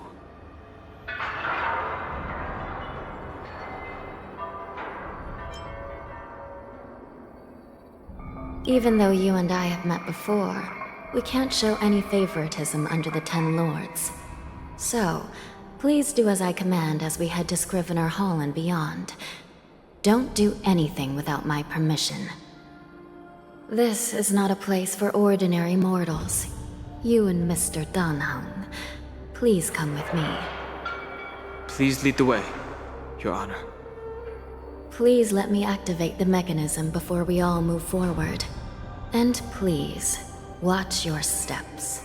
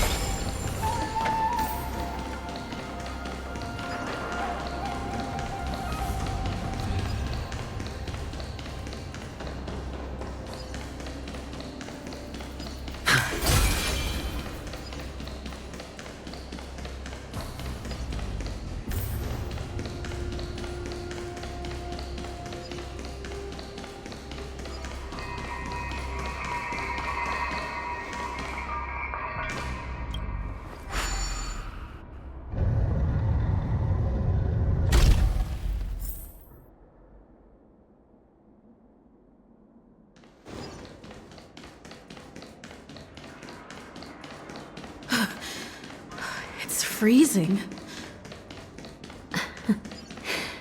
This place is filled with the cold air from the northern peak of the polar delve. Even the toughest long-life species would have a hard time enduring this. Did you hear something just now? Let me check it out. Ugh, what an eyesore. This place is packed with boxes and crates. These crates, look oddly familiar. A few days ago, the Spiritfarers received reports about an IPC transport ship that was attacked by Borison. Then, a bunch of those abominations were dumped into this place. I had a feeling there would be trouble during the war dance, but throwing both the pirates and the cargo in jail? That's a new one.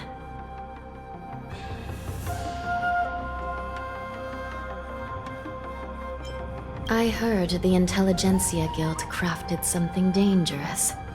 We have many records in the Hall of Karma about these wise ones. They love to tinker with forbidden technologies, always trying to push the limits of Ingenia. I caught a glimpse of the mechs in those crates, and they bear a striking resemblance to Borison. I wonder what they're planning this time. Well, business first. Let's keep moving.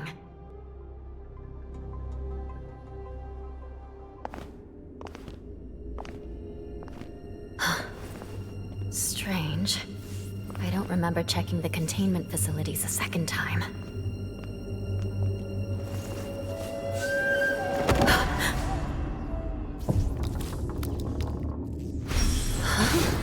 Watch out!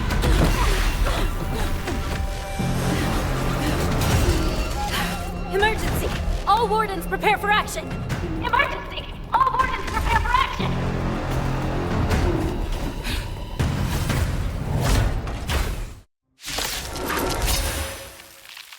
What's happening here? Why are these things moving on their own? Something's wrong. The guards aren't responding. Time for good old counterattack! Still waters of oblivion. I weep for the departed. It too shall fall. Watch your head. Bust. Or maybe I'll take it all.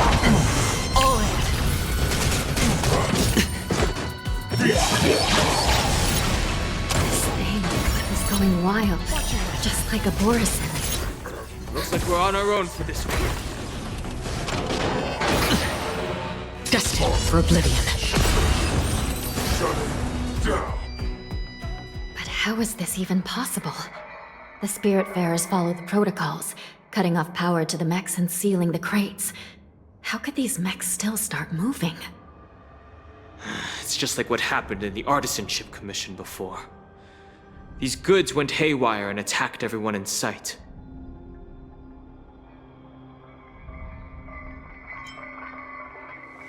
Something seems to be jamming communications within the shackling prison. It's probably these mechs causing the trouble. These things showing up in the shackling prison can only mean one thing. A prison break. And whoever delivered these goods clearly wanted them to go through the Xianzhou's strict inspection process to show the Skyfaring Commission and Cloud Knights how dangerous they were. They wanted these mechs to end up right here, in the shackling prison.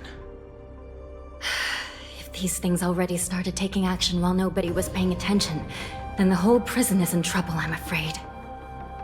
And to make things worse, another group of visitors just entered the depths of the shackling prison, the messengers from the Xianzhou Yaoqing. And the prisoner they came to visit might be the target whom these wolf-shaped mechs were delivered here for. If that vicious beast manages to break free, it will be a catastrophe for the Xianzhou Luofu.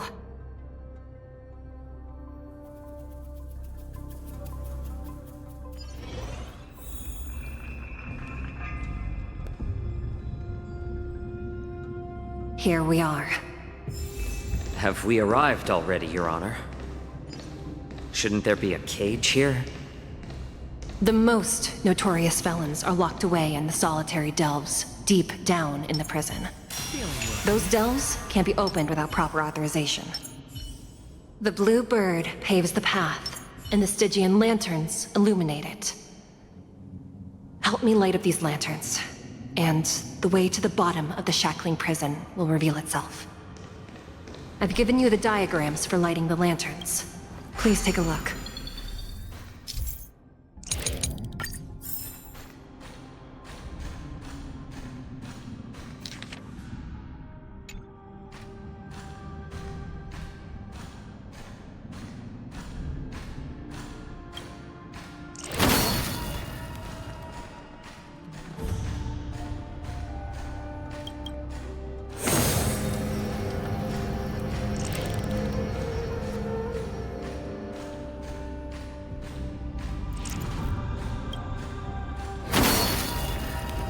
It's better to use your brain and save your strength.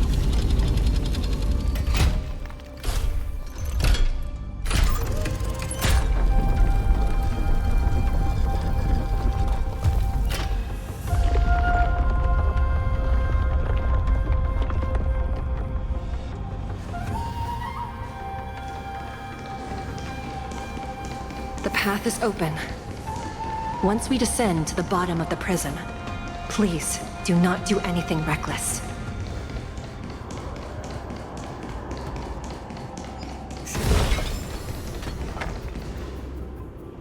Inside the delve, behind this door, is the greatest enemy of the Foxians, Hulei.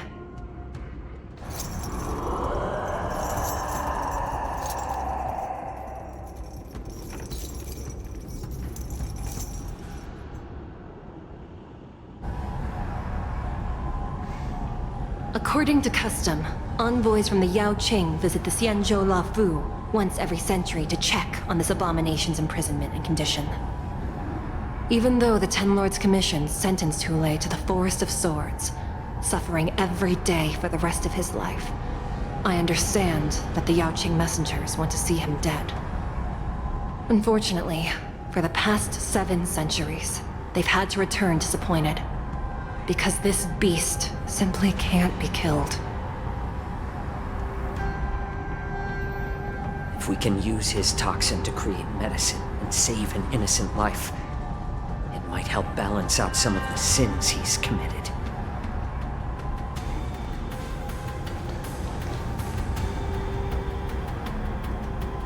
Could you be the key to a cure for the General, Hulei?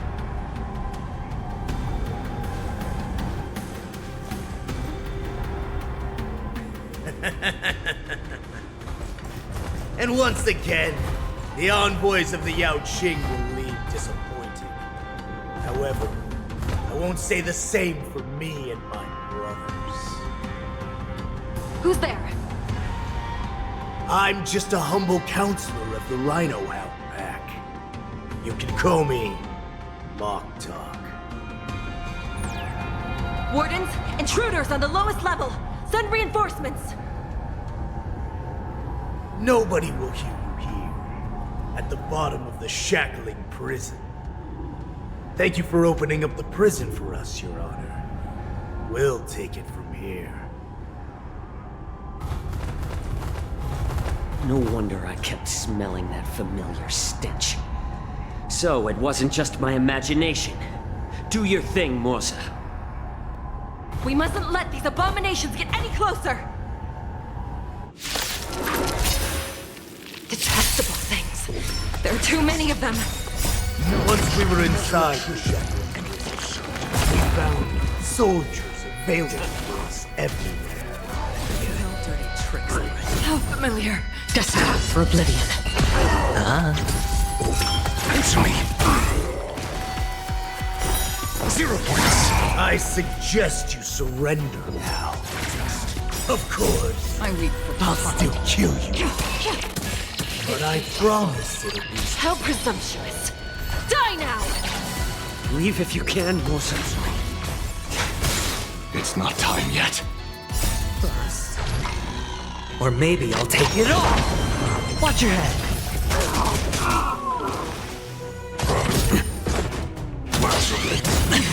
on the still waters of oblivion. Test. Fail. Knowledge, the measure of truth and falsehood.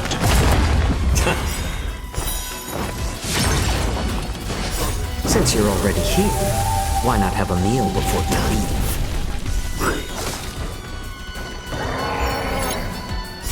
I weep for the departed. It too shall fall. Guard the gate! They can't be allowed in!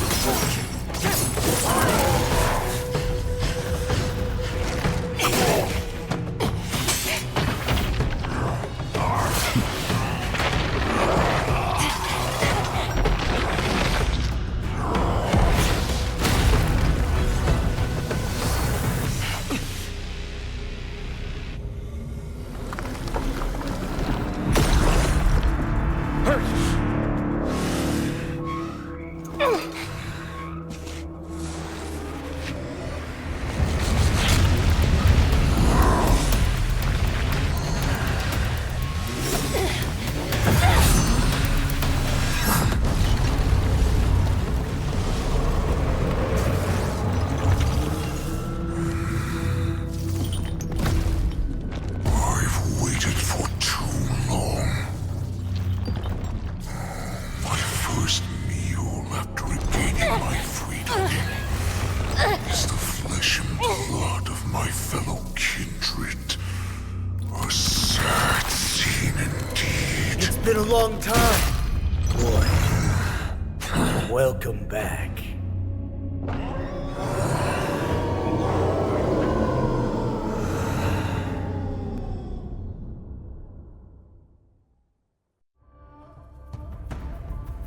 How many times has the old verdant home spun around since our last hunt? Duran's whelp, tell me your name. Oh, great Hule, nemesis of the Foxians, and the hunter of all beings.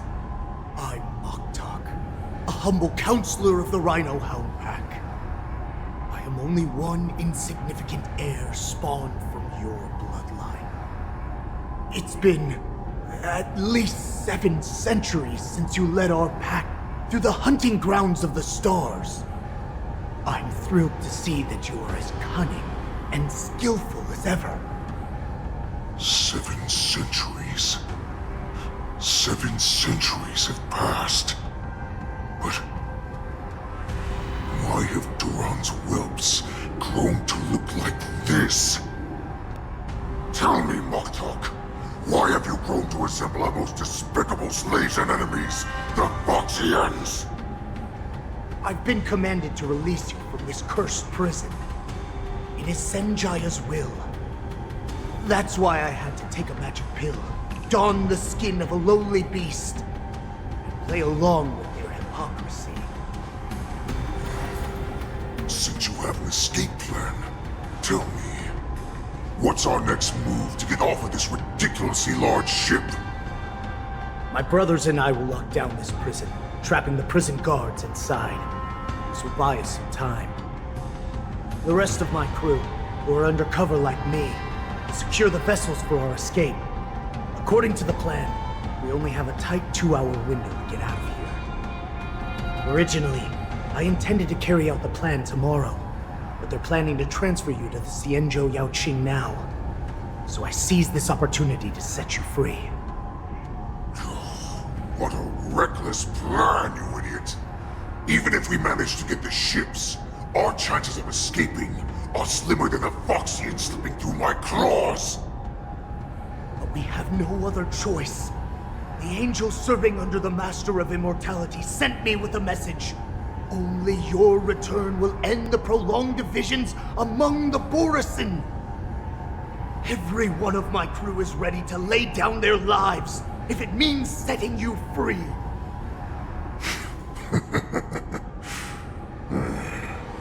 A sneaky weakling like you is actually showing some reckless bravery with this plan. Fine. You'll get what you want. And all of Duran's whelps will too. Well then, my lord. We should leave now. Before we go, give me one of those magic pills. My lord, do you seriously want to don the skin of a lowly beast? That would be a disgrace to your greatness, my lord. You idiot. Greatness means nothing without freedom. Once I get out, I'll need a disguise that won't raise any suspicion. As you wish, my lord. Is that Foxian slave my meal? No, he's an envoy from the Xianzhou Yaoqing. I plead you to endure him a bit, my lord, as he's more valuable as a hostage. Take him, guys! Time to move out!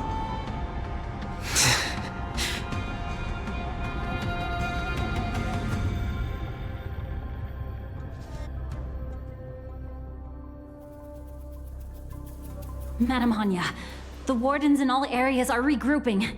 Those Ingenium enemies are wandering around and causing heavy casualties. And to make things worse, those iron wolves broke open the cages and let the criminals out! We've called for backup, but it seems like all communication is jammed. Let's preserve our strength and first take down the isolated prisoners. By decree of the 10 Lords, All prison breakers and intruders shall be apprehended, dead or alive. Just a short time ago, the nether key mechanism was activated. It was probably Madame Shui and the Yaoqing messengers, heading to the bottom of the prison. Given the situation, I'm afraid that area is exactly where our enemies are targeting. We mustn't let that vile beast escape from its cage. We've gathered all the prison guards who can still fight, and we'll split up and secure each floor. Go! Those intruders are quite bold. They must have been planning this for quite a while. Indeed, but Borisin tend to favor direct and aggressive approaches. Crafting careful and precise plans like this is simply not their style. Let's focus on the current situation right now. Please help me.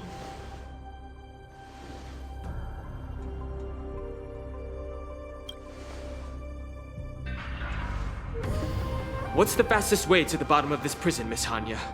If we don't get there quickly, we'll soon be outnumbered by all the enemies inside. We'll have to bend the rules. Please, follow me. Prisoners must remain in place in a phase. By decree of the Ten Lords, all prison breakers and intruders shall be apprehended, dead or alive. Yes, ma'am!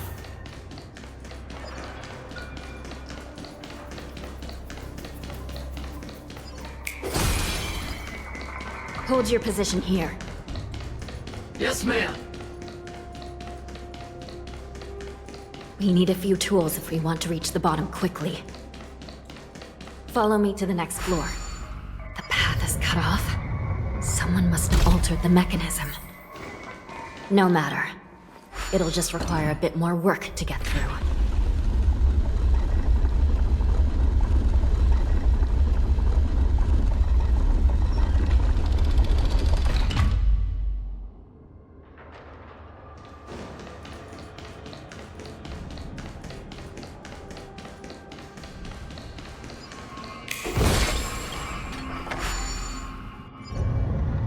Some Spiritfarers occasionally use ingenia from the Artisanship Commission to navigate the treacherous terrain here. Normally, using devices like the shifting screen is strictly forbidden, as they could help prisoners escape.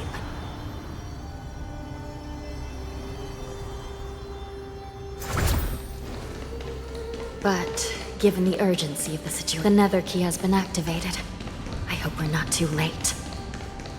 Hang in there, sister.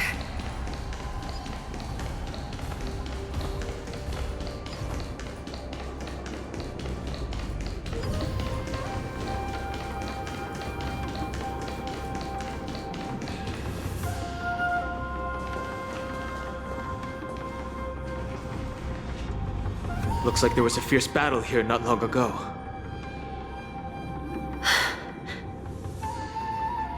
The gate to the prison delve is wide open. Hulei has managed to break free. Where are the Yaoqing messengers? And where's my sister? Are they still alive? Let's look around. Maybe we'll find some clues.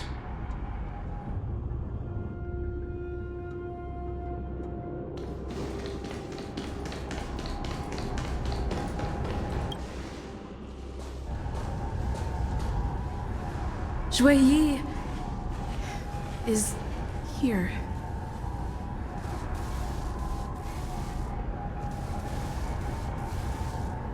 Miss Shui bravely sacrificed herself. My condolences, Miss Hanya. Condolences? Well, that's unnecessary. You misunderstand.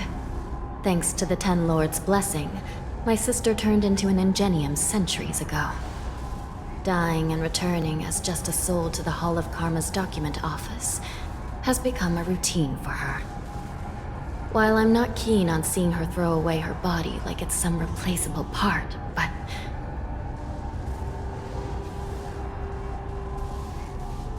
By the way, have you seen bodies that might be the Yaoqing messengers?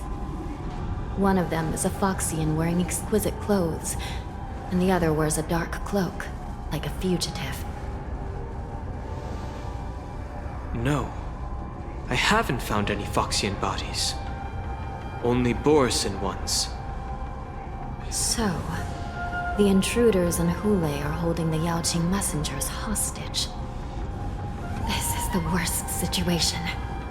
With hostages in their grasp, the prison guards can't do anything about the prisoners.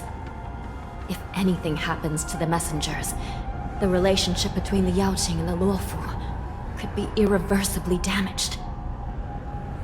We must rescue the messengers, get out of here, and spread the news. We mustn't give up as long as there's a glimmer of hope.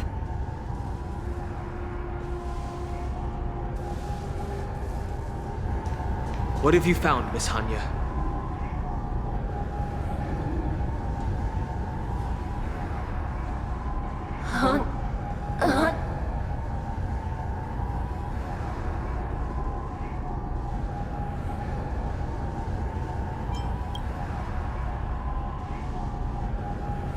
Reconstruct.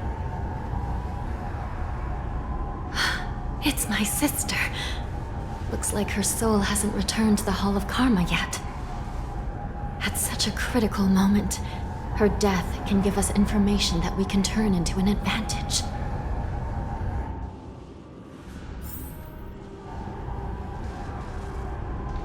Let me see. The damage isn't too bad. If I can fix it up, my sister will have a temporary body.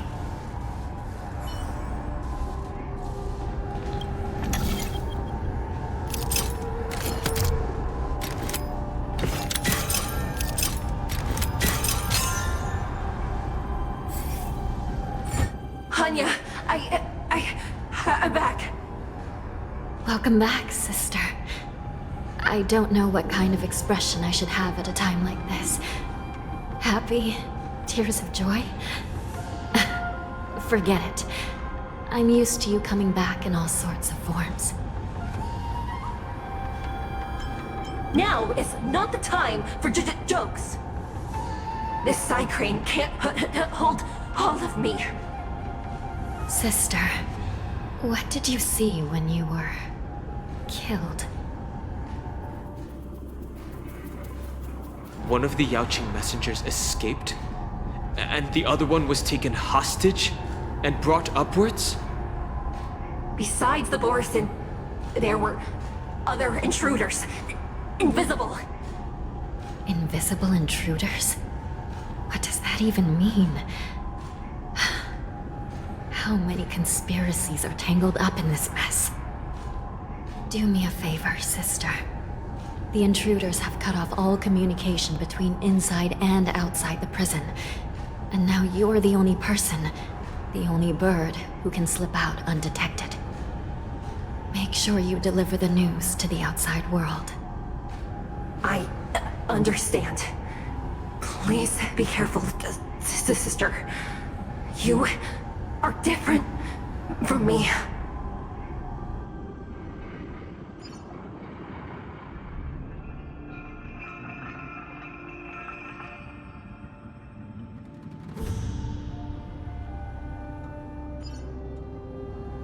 Time is running out, Miss Hanya. If we keep delaying, those Borisin will escape from the prison. All right. If we happen to come across that Yaoqing messenger who got away... No. Stopping Hule should probably be our top priority.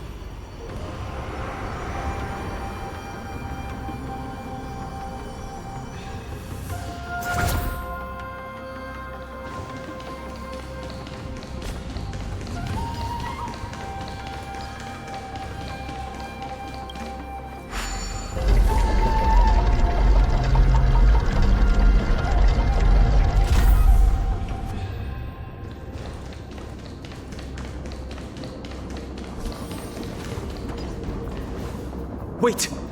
Something feels off. Something's approaching us. The invisible intruders? Watch your back! These abominations aren't prisoners from this prison. Test. Fail. Ready for another? On the still waters of oblivion.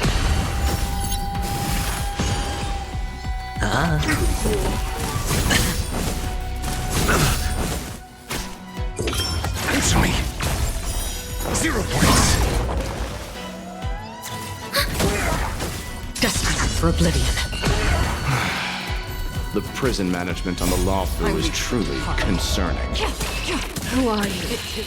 Aren't you looking to just focus on the fight? Net markers activated. Time for a good old counterattack. Knowledge, the measure of truth and falsehood.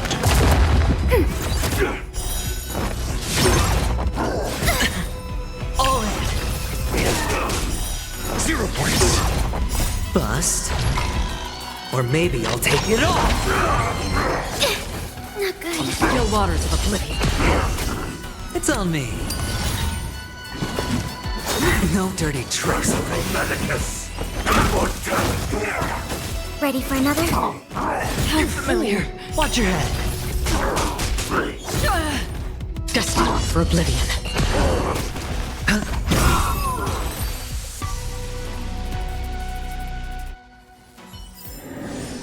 As if victory were ever in doubt.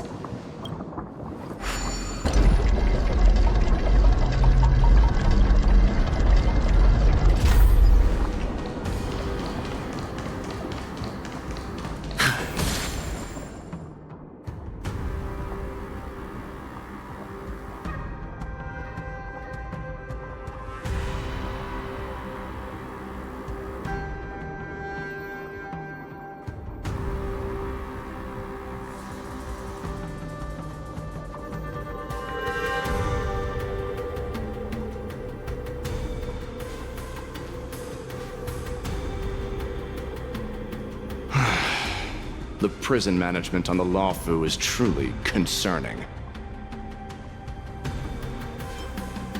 So what if I repeat it? It's the truth after all. The prison management on the Lawfu is truly concerning.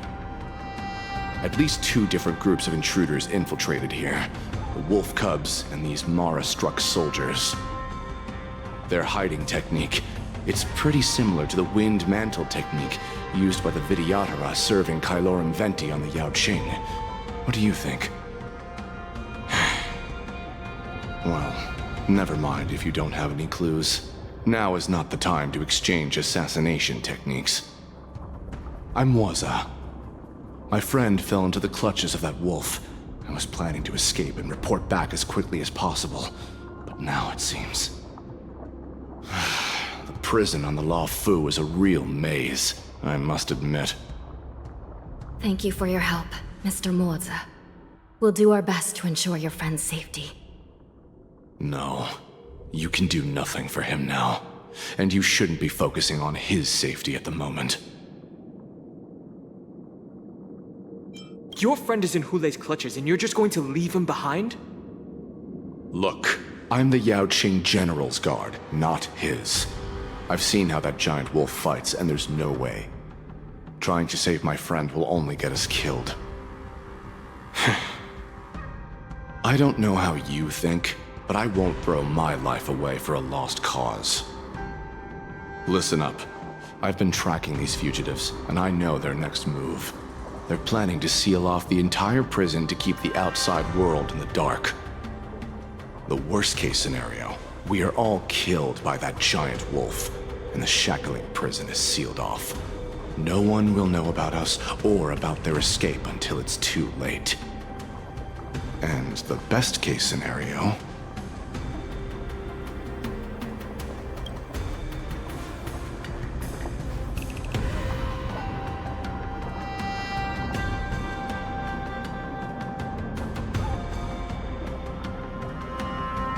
The best-case scenario would be, we seal the gates and trap the enemy inside with us. We can't let that monstrous wolf escape. Hopefully, someone will eventually notice that something is off and come to help. As for whether we'll still be alive by then, it's not something we should think about. You sure have a way of comforting people, Mr. Moza. As a person of the Yaoqing, I've always searched for something meaningful to give my life to. I have to make it out alive. My companions are waiting for me. As a netherworld dweller, I've already died once. Don't worry. Even if we end up dying here, I won't let it happen to you first. Well, you're just as good at comforting people as Mr. Mozi. None of you are part of the Ten Lords' Commission, so sacrificing yourselves isn't the right move. As a judge, it's my responsibility to guard this prison, and if someone should step up to stop Hule from escaping, it should be me, not you. Once we reach the gate, I hope you'll help me seal it. After that, I'll do everything I can to fight the Borisin, and you find a safe place to hide and wait for reinforcements. Now, let's proceed upward.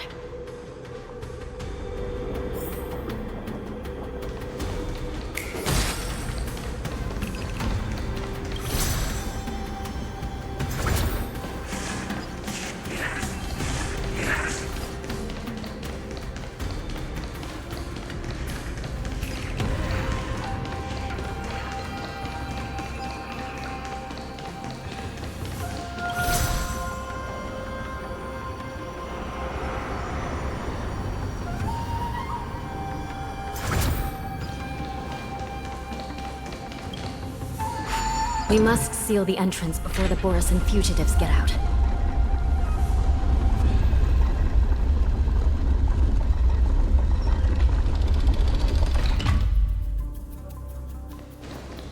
The prison wardens and mechanisms won't be able to hold them for long. Follow me.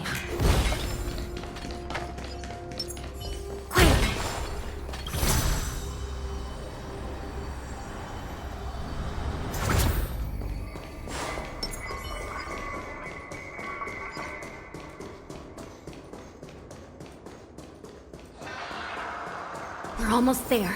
The gate is just ahead.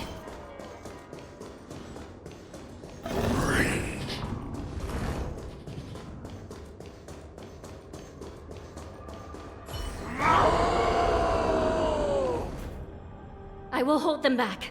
Don't let Hule escape.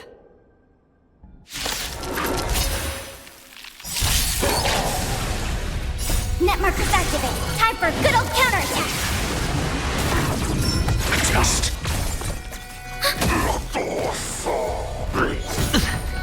On the still waters of oblivion. Bust. Or maybe I'll take it all. I weep for the departed. It too shall fall.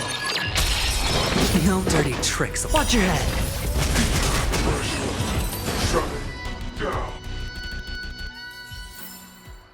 Another blood debt repaid.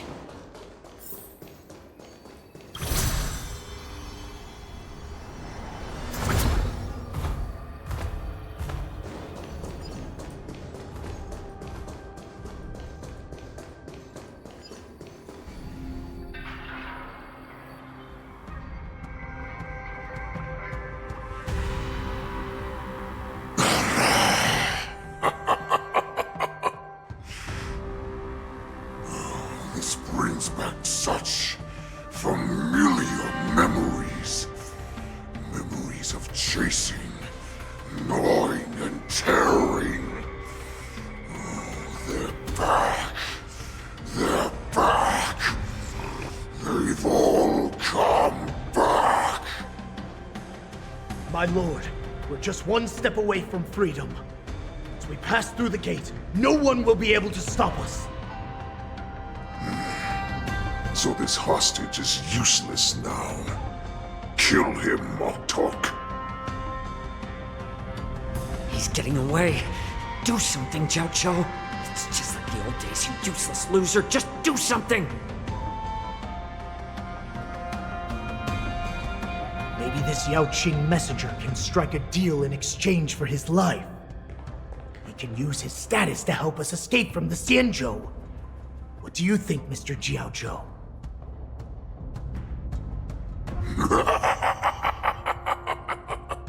Oh, just look at you. Fallen so low during my absence. You're even negotiating with livestock. As far as I recall, no one from the Yao Qing would ever consider a deal with Duran's offspring. I've got to make this beast stay here, whether it's for the sake of Fei Shao or the Yao Qing. Deal. I certainly have more value alive. My identity, my knowledge of the Xianzhou, and my understanding of many things that your minions have no knowledge of. They'll all be valuable. Lowly beast. Muster up that pitiful tongue of yours and plead for what remains of your life. Speak up. I'm afraid you're unaware. The woman who defeated you, Jing Liu, she has recently returned to the Luofu. Your opportunity for revenge is right in front of you. My lord, this slave is talking nonsense. I've never heard anything about this. May I just kill him now? Silence, Moktok. And you, slave. From now on, you'll stay by my side. You'll only speak and move when I allow you to. Otherwise, I'll dismember you from head to tail, inch by inch. Got it? But my lord... We must stay here for some time, Moktok. Fear not. Because once I step out of the prison, it's the people of the Xianzhou who should tremble in fear. I'll show them what true calamity means. Now, Duran's whelps, follow me!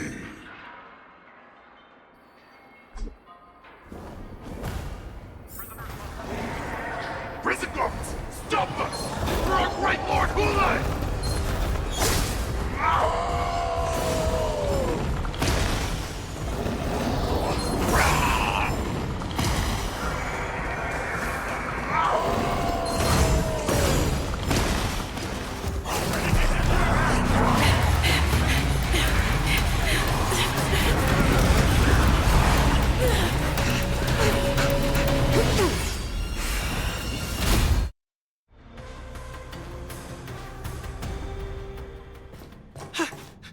Report!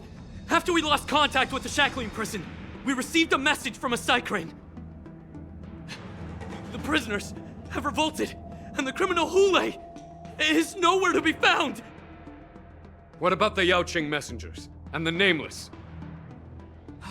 No news at the moment. We're trying to restore contact with the shackling prison as soon as possible. I see. You're dismissed.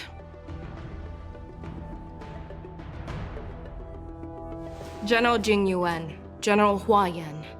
It's just as we suspected. The rise of the Ambrosial Arbor was not the end of things, but the beginning.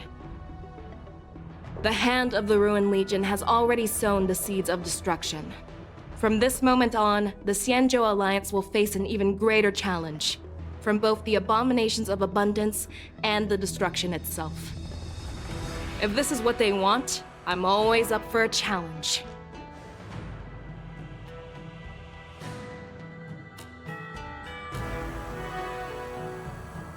As the Marshal Special Envoy, I'll dispatch the Luofu Cloud Knights to pursue Hulei myself. Looks like the hidden dregs have finally come to the surface. And as I said before, it's time to wash them away, once and for all.